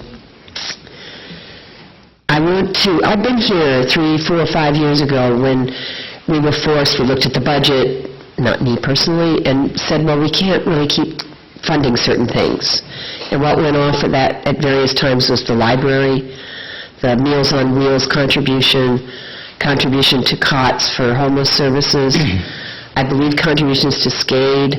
In other words, all the things that are done around the county to help people who are poor and struggling, we were unable to do our little bit towards helping that. And that stuff has never come back. So I think it's very important if we talk about stabilizing our budget, that we talk about stabilizing our people. And there's a lot of suffering going on right now behind closed doors. We don't see it. We don't run into it. It's definitely there in our community. And so I really would like to tie that to this. I would like to say, if we're going to support a 1% tax increase, let's support the people who are struggling and the services. I think also in terms of the bigger picture, we need state taxes. We need a 1% or more oil extraction tax. This is every other state in the country that has oil extraction has a tax. California doesn't. It would bring in a massive amount to California's budget, and it could certainly be tied to some of that coming down to the cities, also other things that need to be funded. The police department. I know somebody that the Sonoma County Sheriffs are not serving well. There was a 13-year-old boy. He was walking in his neighborhood. He was shot in the back 5 times. He died. His name was Andy Lopez. His parents and his community cannot get information from the Sonoma County Sheriffs. I mean, not to speak of the horrificness of having this thing happen and all of the feelings that come up with that. A 13-year-old boy is walking in the middle of the afternoon, gets killed.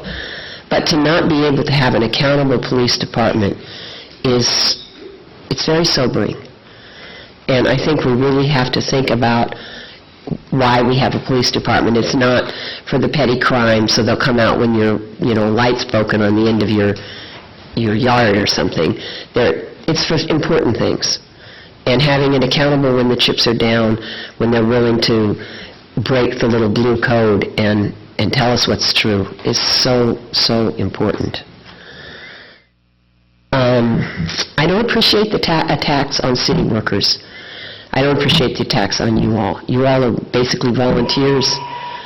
I really think the city workers should have a living wage with decent benefits. We should not all be racing to the bottom to all be like the restaurant workers. It's ridiculous. And thank you for your time. I support the tax. And thank you. Lori Ann Barber.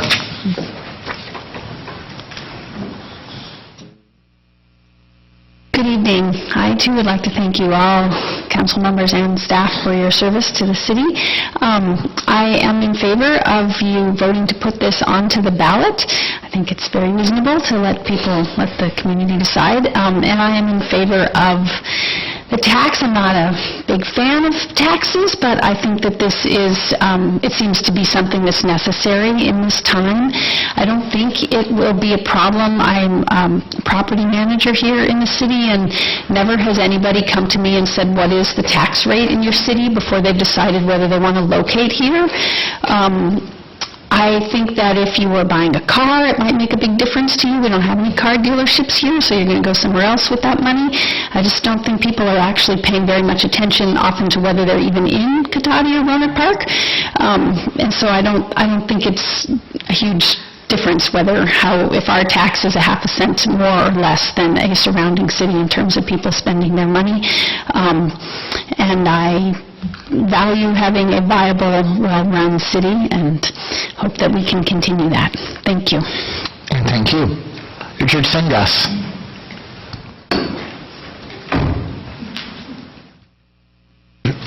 Good evening. I also would like to express support for the City Council and the staff members.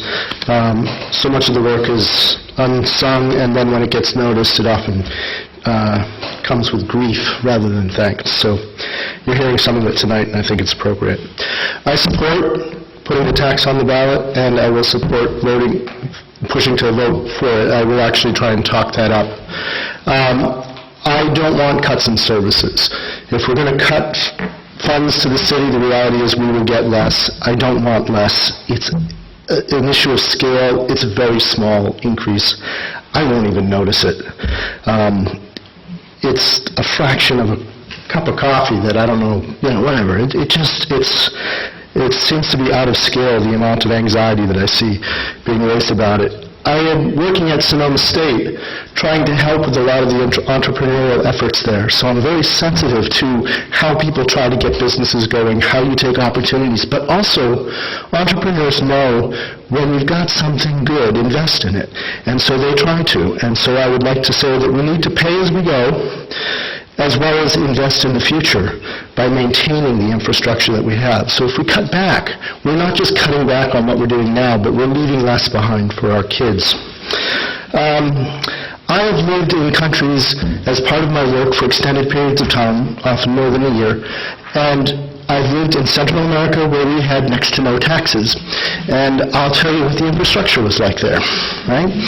You could drop a car in what they think of as a pothole, but we would just be appalled. So, and I've also lived in Sweden, where they pay about the highest taxes I've seen anywhere in the world. And if I had to choose paying more taxes and living in one of those two countries, I'll go to Sweden. Life was really good even for the poor. So I think that this idea of racing to the bottom, trying to cut taxes, I haven't seen businesses relocate in and out, for the kind of retail that we would have here. I don't think I know of anybody who's driven to a different town to buy something because of our taxes. Nowadays, most of the online places are actually paying attention to what's the address that things are being sent to, so they're starting to track. So I would support it, and thank you for all your effort.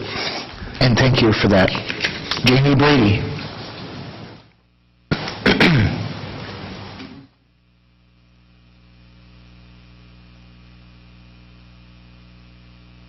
Hello. It's not for short people. Okay. Hi, I'm Jamie Brady, and I'm a citizen here in Cotati.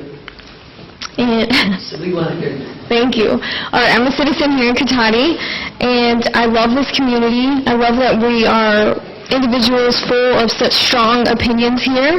So with that being said, I personally support this sales tax measure and support all of you adopting this resolution tonight, so I can hear what the rest of the citizens who weren't able to come out tonight and hear what they have to say on the election day of June 3rd. So thank you for your time tonight and all the time that you give our community.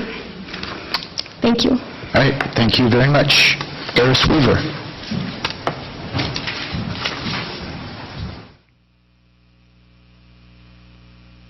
Hi.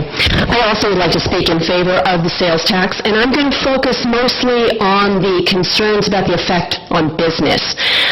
First of all, I own a home, and I'm part of two businesses, and I'm involved with the Chamber of Commerce, but I want to make it clear that today I'm speaking only for myself. I get nervous when people claim to speak for other people who aren't in the room.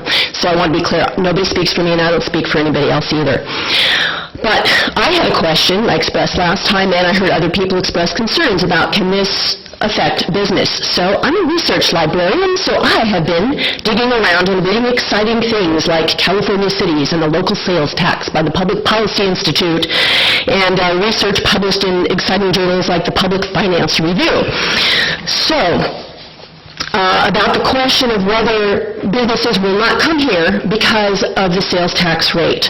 Again, from the Public Policy Institute, business decisions about where to locate are not greatly affected by local incentives. Retailers generally locate in relation to their customer base, transportation accessibility, suppliers, and competitors. And as Lori Ann mentioned, we've never had somebody come and ask us what was our tax rate when they were looking to move to business. So that one is reassuring to me. And then looking at consumer behavior about is our tax rate here versus adjoining communities. Again, this is from a Public Finance Review. We find retail sales to be mostly unaffected by sales tax rates as long as the local rate is less than 4%. If two jurisdictions are close to each other and the tax difference is big and people are buying big ticket items, then yeah, if I lived in Wairika and I was going to buy a new car, you bet I'd drive across the border to Oregon because they have no sales tax, and that would save me money. But if I need a new watch, I'm going to go buy it from Patty because why would I drive to Petaluma to save 35 cents, right? So I went through every piece of data I could find to see what these results would be, and I'm very reassured by this data.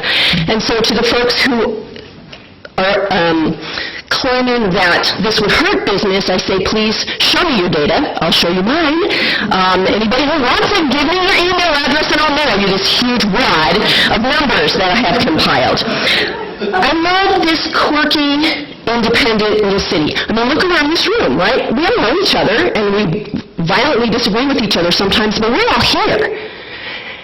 And I'm afraid that if we don't pass the sales tax and keep our independent city, we won't have this. Thank you. Thank you very much. Mr. Neil Hancock. Mr. Neil Hancock.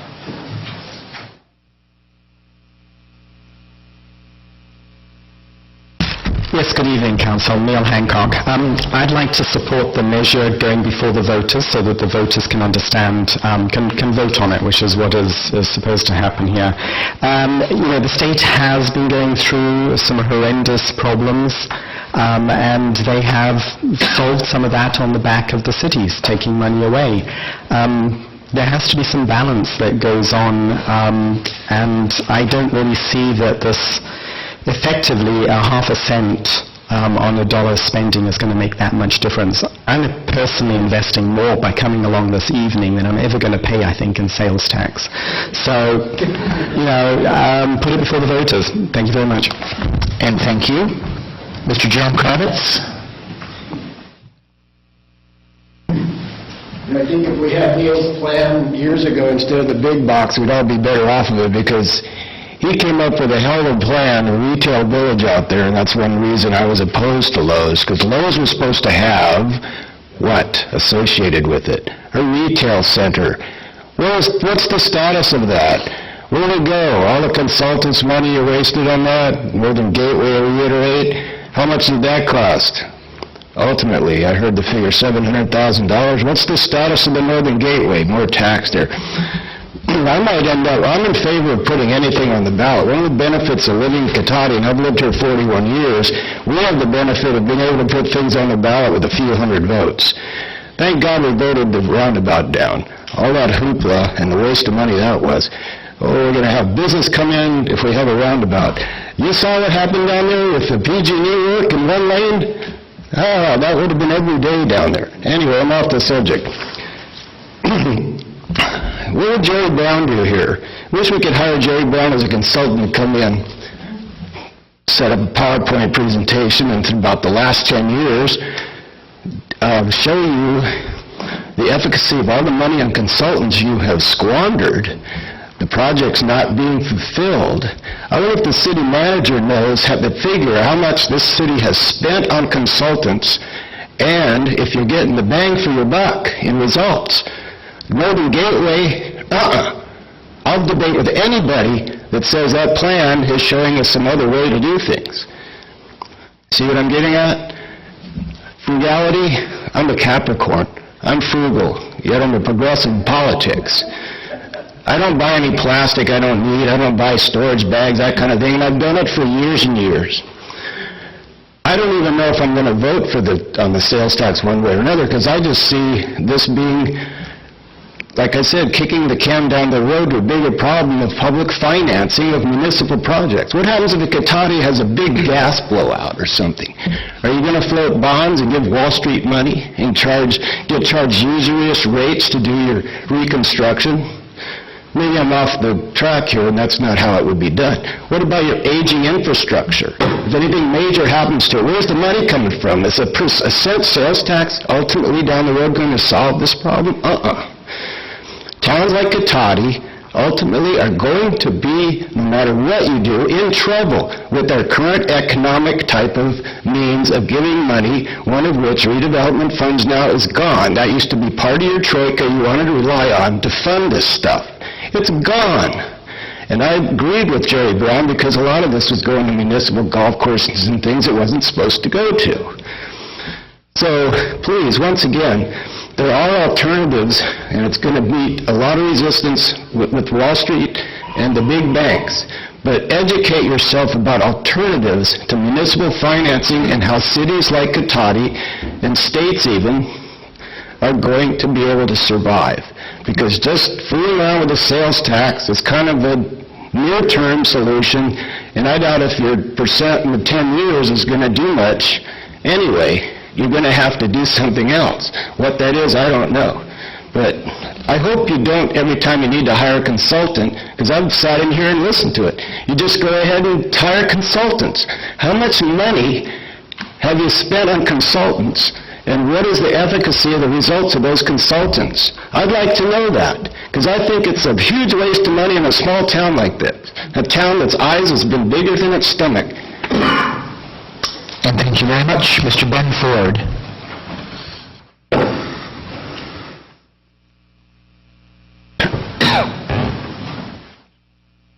Good evening, Council. One advantage of going late is that I could just say ditto to a lot of the previous speakers, but I didn't write their names down. So I'll just briefly say I am quite convinced that you have done appropriate cutting over the last 4 or 5 years, the city staff down by 28% and benefits by overall general fund budget by 11% is pretty clear evidence that you've taken this seriously. I think that to not put this measure on the ballot and simply accept a almost $2 million hit to a $5 million general fund budget would mean you're not doing your job. I think you really don't have a choice but to put this on the ballot, and I will be out there campaigning for it. Thanks. Thank you very much. So that was the last speaker card I have. Is there anyone who did not fill out a speaker card who would like to speak? Yes, please, come up. If you could just state your name so we can send you a Christmas card or something, I'm not sure. That's what I'd like. I'm Matt Maher from Cotati, and I will probably vote for the tax thing. But the thing that bothers me at a very deep level is that I don't want it attached to the police all the time. I live up there off Valparaiso, and honest to God, when I drive down Valparaiso, day by day, I look at our massive police station and I think, my God, you'd think that Martha lived in Cotati. It's just, I mean, I'm an old woman. I'm supposed to be primarily concerned with security. But one thing I've learned over the years is that security is overrated. And when we link the tax, just the idea of paying more money for more police is abhorrent to me. I have to say that. Can't we get along somehow? I understand. If somebody shoots me in my bed some night, I'll probably reconsider this. But until then, it is too much police for me. All right, thank you very much. Again, is there anyone else who did not fill out a speaker card who would like to address this issue this evening? Yes, please, come up.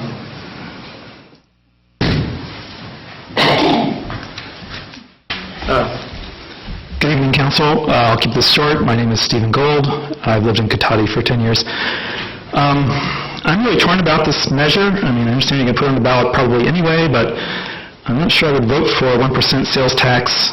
I don't feel that the information I've been given so far is enough to convince me of the necessity of this tax. And if you do put it on the ballot, you better come out and convince us that it's necessary, that you've considered all the options, both in terms of cuts and other sources of revenue, and convince us that this is the best option, because so far the evidence has not been convincing. Thank you. Oh, thank you very much for those comments.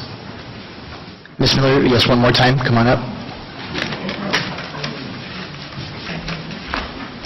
Hi, I'm Raylene Miller again. I hate to see the sales tax go up because I am in business. I've been in business for 35 years in Cotati this coming November. Yay. And congratulations. Yeah, so I know business, and I know how hard it's been for businesses. It's been very hard for me. I know how to cut the budget. I know how to keep them going and keep my instructors going. I don't want to see the police department go. I like the police department. They've been very helpful to me. Whenever I've needed them, they've been right there. I drive all over the streets of Cotati. I see them working. I know they do a good job. I know that you're threatening potholes if we're going to do it. My students love to hit potholes. That costs me money. I have to get my wheels balanced all the time. They head directly toward them. I try and stay out of Petaluma because potholes, it's Pothole City. I don't think Cotati needs that distinction. But I know that there are a lot of ways to cut budgets. I've been cutting budgets. I haven't lost my instructors. I haven't lost anything, but we have all cut back. And I know there's lots of ways to do it, and I think that, it ought to be easy to find some ways. I can help if you need my help, for free. Okay, thank you. Thank you very much. Yes, please, Ms. Hardy.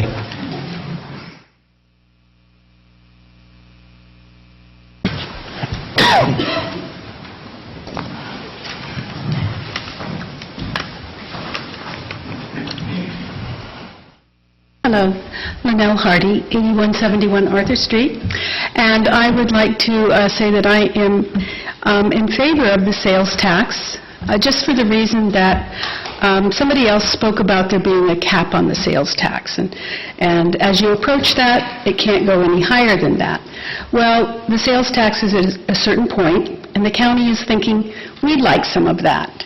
And so this is kind of a preemptive move for Cotati to say, well, let's keep ours right there. So if Cotati gets it, then the county can't have it, and Cotati can have a pool of money to work with.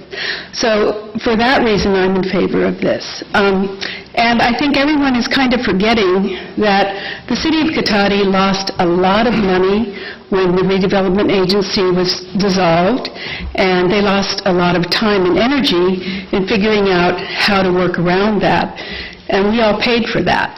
So I think we need to think about moving forward, how we can sustain the city, but in the meantime, we still need to have the means to run the city. So I think it's good to come up with other ideas and other cuts, but I think you need to have a vehicle in place where you can actually pay your bills as you go. Thank you. Thank you very much.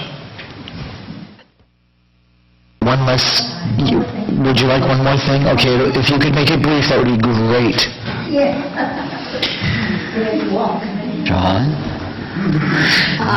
I remember when the last tax was passed, they promised us we're going to use some of our expenses, and the rest of it will be put in the reserve. And apparently there isn't a cent in the reserve. Okay, thank you. Please come up one more time.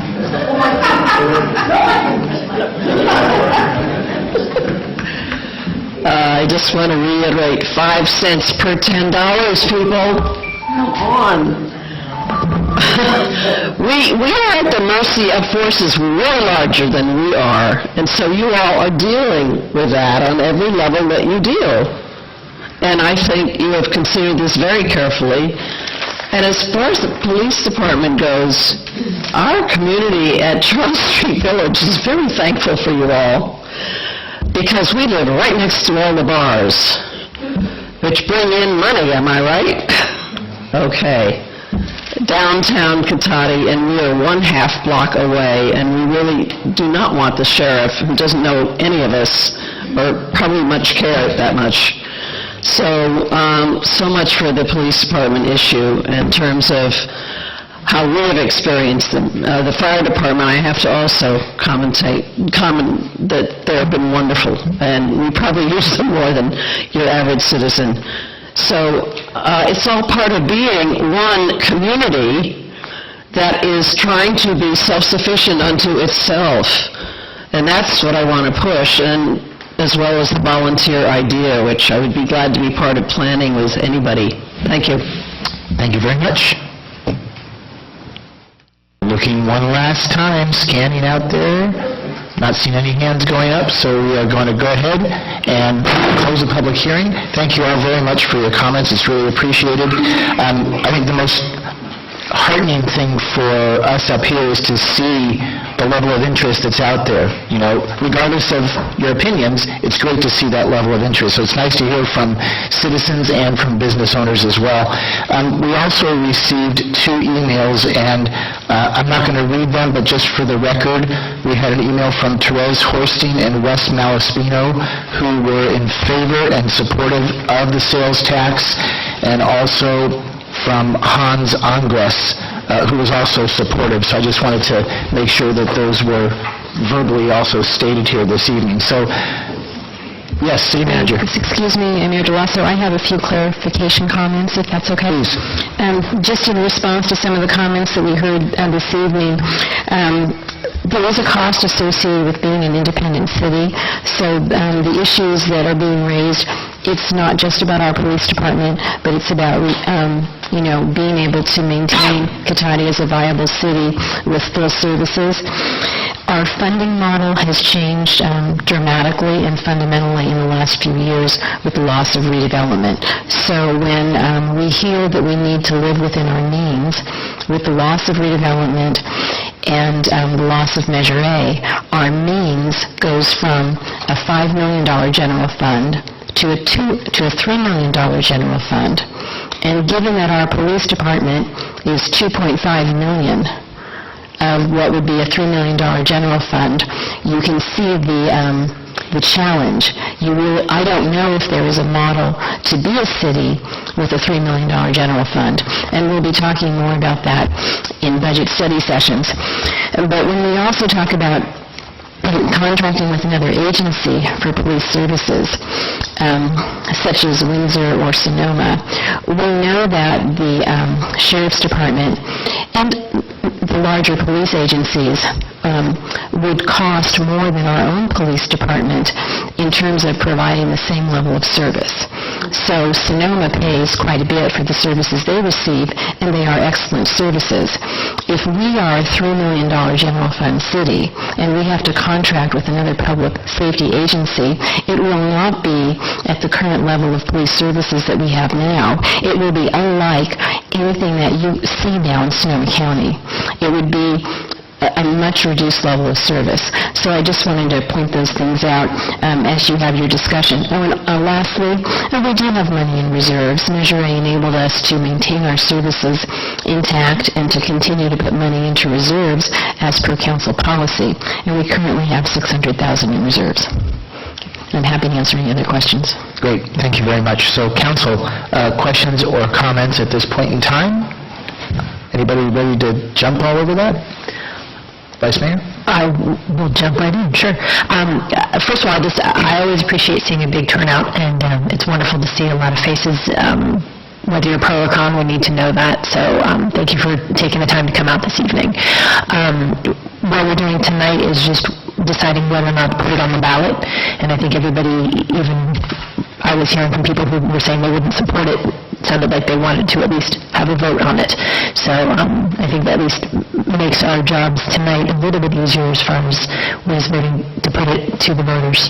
And that's part of our job and what we need to take very seriously. So thank you, and I'll pass it to the rest of you now. All right. I'll look down to Councilmember Laming, then I'll turn around and look this way. Well, it's difficult. Usually I listen to commentary and I try to listen, think of questions or statements that are helpful and form a hopefully cohesive statement. But I've got so many notes and so many people spoke and there's so many good points. I'm probably going to be a little all over the map. I wish my friend Level hadn't left because although I don't think I use the term outdated or out of business. I do know that conversation. This was back when my friend Frank was still running his own music. And we used to talk about this. It was a really difficult time for a lot of people in certain businesses because this is when the internet first started hitting, and people found they could walk into a business like Sony Music and look at new things, new keyboard, new guitar amp, try it out, take advantage of the knowledge down there, ask the staff questions, and they would buy an online from Guitar Center and not pay any sales tax. And it was just a killer. It was a difficult thing to do. And this is used as an analogy to suggest that Mr. Holmes did indeed change it up. He changed his business strategy, and I'm happy to see the success they've had down there. Very happy for that. And it's worked well. But they had an avenue, and I suggest that we should consider the same thing. But unfortunately, we don't have that avenue. See, what he was able to do is completely change what he provides to the public. You go online, there's not lots of expensive new amps and expensive new guitars and expensive keyboards. Most of it is resale.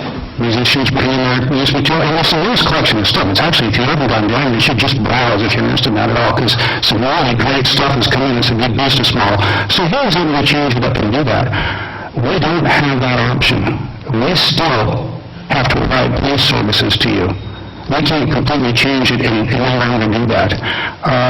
All we have is small areas of the detail. We can look at things like contracting out, but it's not the same thing. You don't get the same service anymore. So this is why it's important to look at these things. We don't have those options. Business can raise rates. They can do and let the customer decide. We don't want to run better. We go to you and ask for you to decide. Because trust me, I can tell you this, if there was any other option, if there was any series of small cuts that would add up to do this, trust me, I would much rather be doing that than coming to you and asking for help. There's no two ways about that. I think anybody can recognize that. And it's important. We've talked about the hit. And to make it real short, it's two of our favorite people. It's Wall Street and Sacramento. Somebody asked, I think it's John was saying, what would Joe Brown do? Well, he already did it. He took about over $500,000, about $600,000 from us this year, and ongoing. That's gone. But for the state, he did what he should do. I like Joe, and we support him. The state's doing very well. All the cities are broke. It's not just us. Everybody's in the same boat. I think when I look at that, you have to recognize that this city needs a dependable local source of funds to keep things going for a while. There's no two ways about that. Measure worked. It did exactly what it said it would do. With the only two caveats that the underlying problem, the whole of the Wall Street blow in this country, being much bigger than anybody knew, and then secondly, of course, what happened with the state, and that was the one that was really unexpected. I challenge any of you businesses, I don't know if I have to, like us, cut back. I think we're really talking about that. You've made some big cuts you had to. I don't know if they were up to 20% of that, but I bet they were tough ones. If I came by and took about another 15% of your budget after that, you'd be scrambling. Clubs on the over and big businesses on the over, I don't think you can recover from that. And that's the position we're in. Bottom line, there's no simple, more truthful way to put this. This is not necessarily what I like you to think for the reasons of scare tactic. Give us simple truth. What we're talking about here with this election is the long-term survival of Cotati as an independent city and keeping a local police department. Bottom line, what's your decision? It's for you to make, folks, so this is where we look at it. Now, a few points that I just have to hit from right here. Benefits in the private sector was mentioned by Mr. Holmes again. We can pay well. This is an interesting thing for me, spending some time in Sonoma Clean Power. I've been looking a lot at outside benefits, and I can tell you for executive salaries, and this is a county study too, isn't just us looking into it. Executive salary for upper-level executives, they start at 50% and go up. Well, we're under that here for most of our people. That's number one. So I think it was Mr. Adler was saying about paying the cent. He'd be happy just to pay the cent. And I appreciate that. I think most people do feel that way. But the good news is the benefit of this is it's just not you paying the cent. Mostly, the largest part of this comes from out-of-town friends like Mr. Carricker, who come here and use our goods, our services, our police department, and we ask them, indeed, I don't know if I use the term so, but maybe it is, but what I would say is we ask them the simple thing that all of us should support. Pay a fair share. keep our city afloat. You like the city? Support it, because this is how we keep going. There's a lot more to say, but I don't think I want to say now. I know we're going to be doing a lot of good talk about this. I appreciate the turnout. I appreciate the strong voice of support from this to the public. This is what I thought I'd do, but you've made it clear. I know the direction you want to go, and that is very helpful to me. I particularly appreciate the research from numerous people, particularly Eris Weber, into the business question. And I also, again, I wish I would say, because we're more common enough to meet. Like many of us, when we started Measure A 5 years ago, there was a question, could this be done for the business? Most of us didn't think so. I'm seeing some business people back there shaking their head, no, it isn't. We have the luxury of looking back and knowing that now. And I think there's no better example than seeing that his new revamped music store, Loud and Clear Music, has been a rising success and has grown tremendously, despite having this city administer things around it and despite the presence of Measure A. So I think things are good, and I thank you all for being here tonight.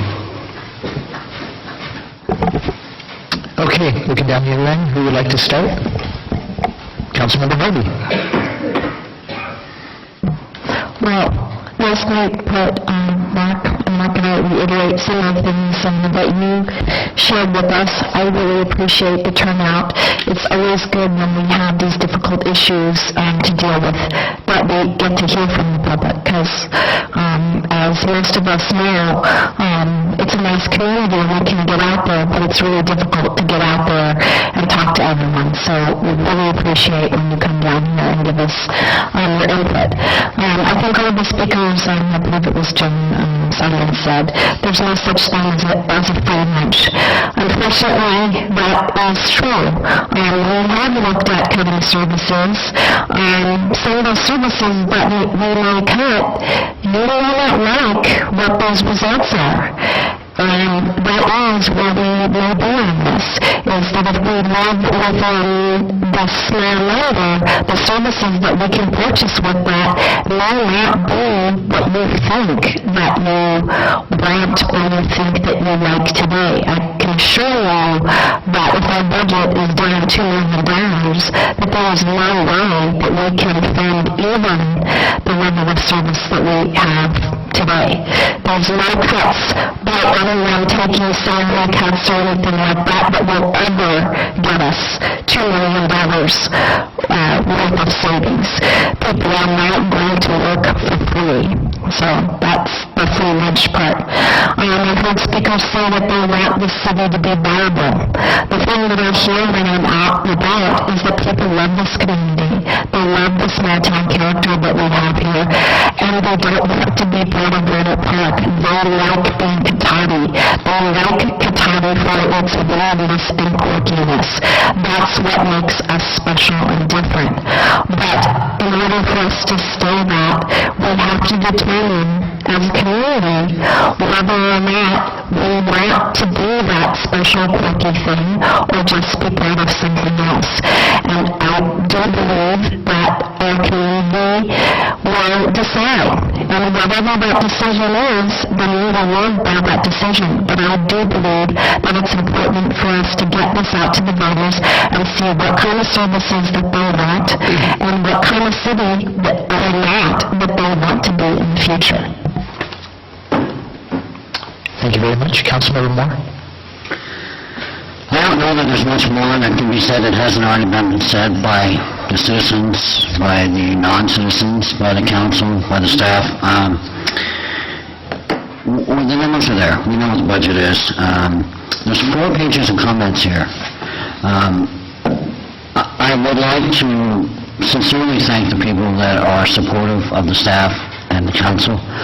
We are volunteers here. We are a small city. We're on a shoestring. Thank you. If this, I've been involved, I've been out in the audience when the council has not voted to allow the citizens the choice to determine their own fate. And I think it's up to the community and the citizens to make that choice. I think we're going to have to roll up our sleeves and really get to work, and it's going to take all of us to make this work and to make our community continue to be a viable community into the future. And I think there were some wonderful suggestions on looking at other models going forward. Community banking, I don't know that that's something that's an enterprise that's set up to support a municipality, but just the idea of looking outside the box and looking at other revenue streams, because we don't know what's going to happen 9 years from now. But I do appreciate the support. I wholeheartedly endorse allowing the citizens to decide what is appropriate to continue to, if they want to have Cotati as a viable city. Great, thank you very much for that. I think one of the more critical things, in this year, actually just in the last couple of years, this council has made a number of decisions where we've given the opportunity to the voting public in our city to make decisions. Sonoma Clean Power was certainly one. You have the choice to do it. You don't want to opt in. You don't have to opt in, for example, and you can continue with your current provider. I think one critical point is that tax dollars that get generated in this jurisdiction really, as best as we can, should stay here so they can be used here, as opposed to going somewhere else, wherever that somewhere is. And I think that,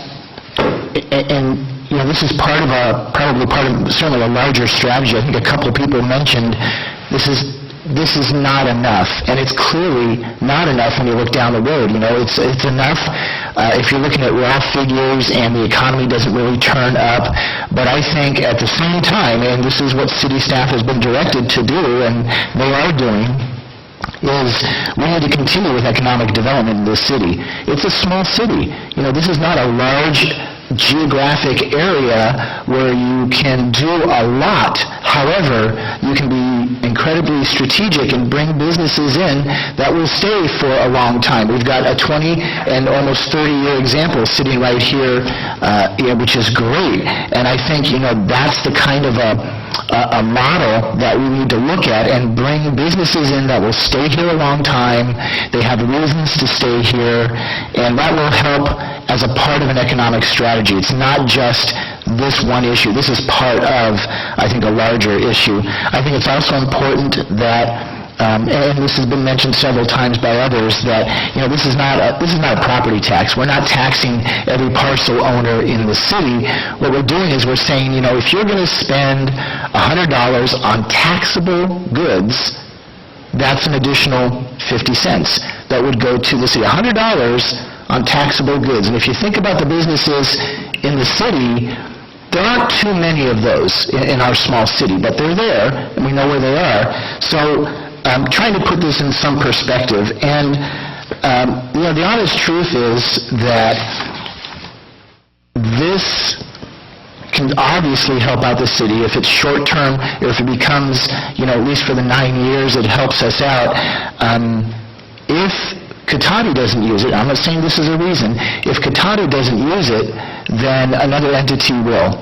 And because there's limited resources for taxes in this county. And that's not necessarily a reason, but I'm just stating a fact that if it's not used by us in this particular case, it will be used by another entity. So, we've talked about a paradigm shift, a new model. All those things have to happen. We can't just continue to plod along like we have for years, because there's more that has to be done. There's a lot of work that has to be done for the long-term viability and economic viability of the city. So I think, I'm looking at all of my points. Thank you, Mr. Adler, for actually maybe volunteering to pay 2 cents, but we're not going to keep you to that. I promise you that. But it was a nice offer. Appreciate that. So anyway, I think those are my comments, I guess, at this point in time. So I'm going to turn that back to the council to see the motion, if you'd like to make one, on the direction. Councilmember Landman, please. With the mayor's discretion, I wonder if we'd have one more tiny bite of the apple. Because actually, listening to your comments, you brought something up that's a good point. And I think you said something about this earlier. When you look at questions, whether it's particularly it's employee compensation or home values or anything, what do we look for? Usually comparables. It's a good way to know how we're doing, how we stand, if we're within the range or not. And this is helpful to all of us, because I find it interesting. We're the very first city to have to do something like this. I think most of you know that. Smaller city, smaller reserves, we were impacted by the big downturn quicker than anybody, so we had to take action. We noticed within a few years that other cities, having a few more years down, starting to look at things, they didn't follow the same course of action we did. There was no choice. But they went 7 years, and they went 10 years. Then within the last year or so, it became very clear in some of our last budget meetings where the economy was going. But just to give you the comparisons I talked about, you have Leonard Park. Leonard Park in Union. Leonard Park, despite the loans that were from the casino, just voted to extend 1.5-cent sales tax. No one knows from the casino, so they're not going to ask to raise it. Do you know how long they asked to extend it and got total support from the public for? Forever. It's brilliant. I'm going to please this council is not willing to support anything like that. We'd rather be the bond of trust and openness with you and give you that choice. The right decision comes forward. Another quick example, the city of Petaluma is a good example. Web development in Ratio, so tons of new business there being a web leveler. Mr. Leonard about spelling and seeing that. But nevertheless, despite the short-term money they're getting from that, they're looking, and this hasn't come before the council, but bottom line, they're looking at a full cent, from going from a half cent to a full cent, and we're looking at 20 to 30 years. So that's kind of a little bit out there. We think around employee compensation, we compare well. We invite you to take a look as we do our best to be further and further from. We want our small city. I can tell our eyes aren't bigger than our stomach because we just know that we're on reach. But let me just move on to this last thing about Leonard Park. We danced about that a little bit. What is if things will go forward, if for some reason the city chooses not to go forward, not to support this, it isn't just the mayor's and the police department. That's probably almost a given looking at these numbers. But I talked about the city going away. And ask yourself for a second, what does that look like? And the first thought that comes to mind for most of us, and it has a possibility, is disincorporation, becoming part of the county. No local controls everybody use, not an ideal thing, but there's a more likely outcome. And that's becoming a suburb of Leonard Park. And for those of you that haven't heard this from me, it's something that shocked me. Multiple times every year, folks in Leonard Park, at high levels in Leonard Park, quite often talk about their almost desire to absorb the city. It's described very nicely. They call it a long journey in a new city that would be managed with entirely. They make no mistake. Our voting power and our control over local lanes would be nothing. Just this week on Facebook, my friend Jake McKenzie traveled that out again. The LPR I told him that looking at the relative difference in values between the two communities, I think it's highly unlikely that Katahdin would ever want to be part of Leonard Park. I think we'd work on a Walmart first or something else. But just so you should know that. And just take a second, and the last thought I'm going to share, because this is a fun one. What happens if Leonard Park is our new city, and with all the choices we go on, we'll provide police services? What else comes with the Maryland Police Service? We provide police fare. Well, what happens to our Rancho Adobe Fair? Our local struggling fire district needs some support. Some people are so happy to let them do haven't even thought about that. But that's within a realm of possibility too. So it's not just your city, it's certainly the police department, but it's within a realm of possibility too. Things to consider, folks. So I want to share those comparisons and just some of those numbers to think about, because this is what this is really about. We're not all other stuff. We're not going to say anything about who's being straight about it and who's not. I'm pretty confident about that. Those are the issues that really matter. All right, thank you very much.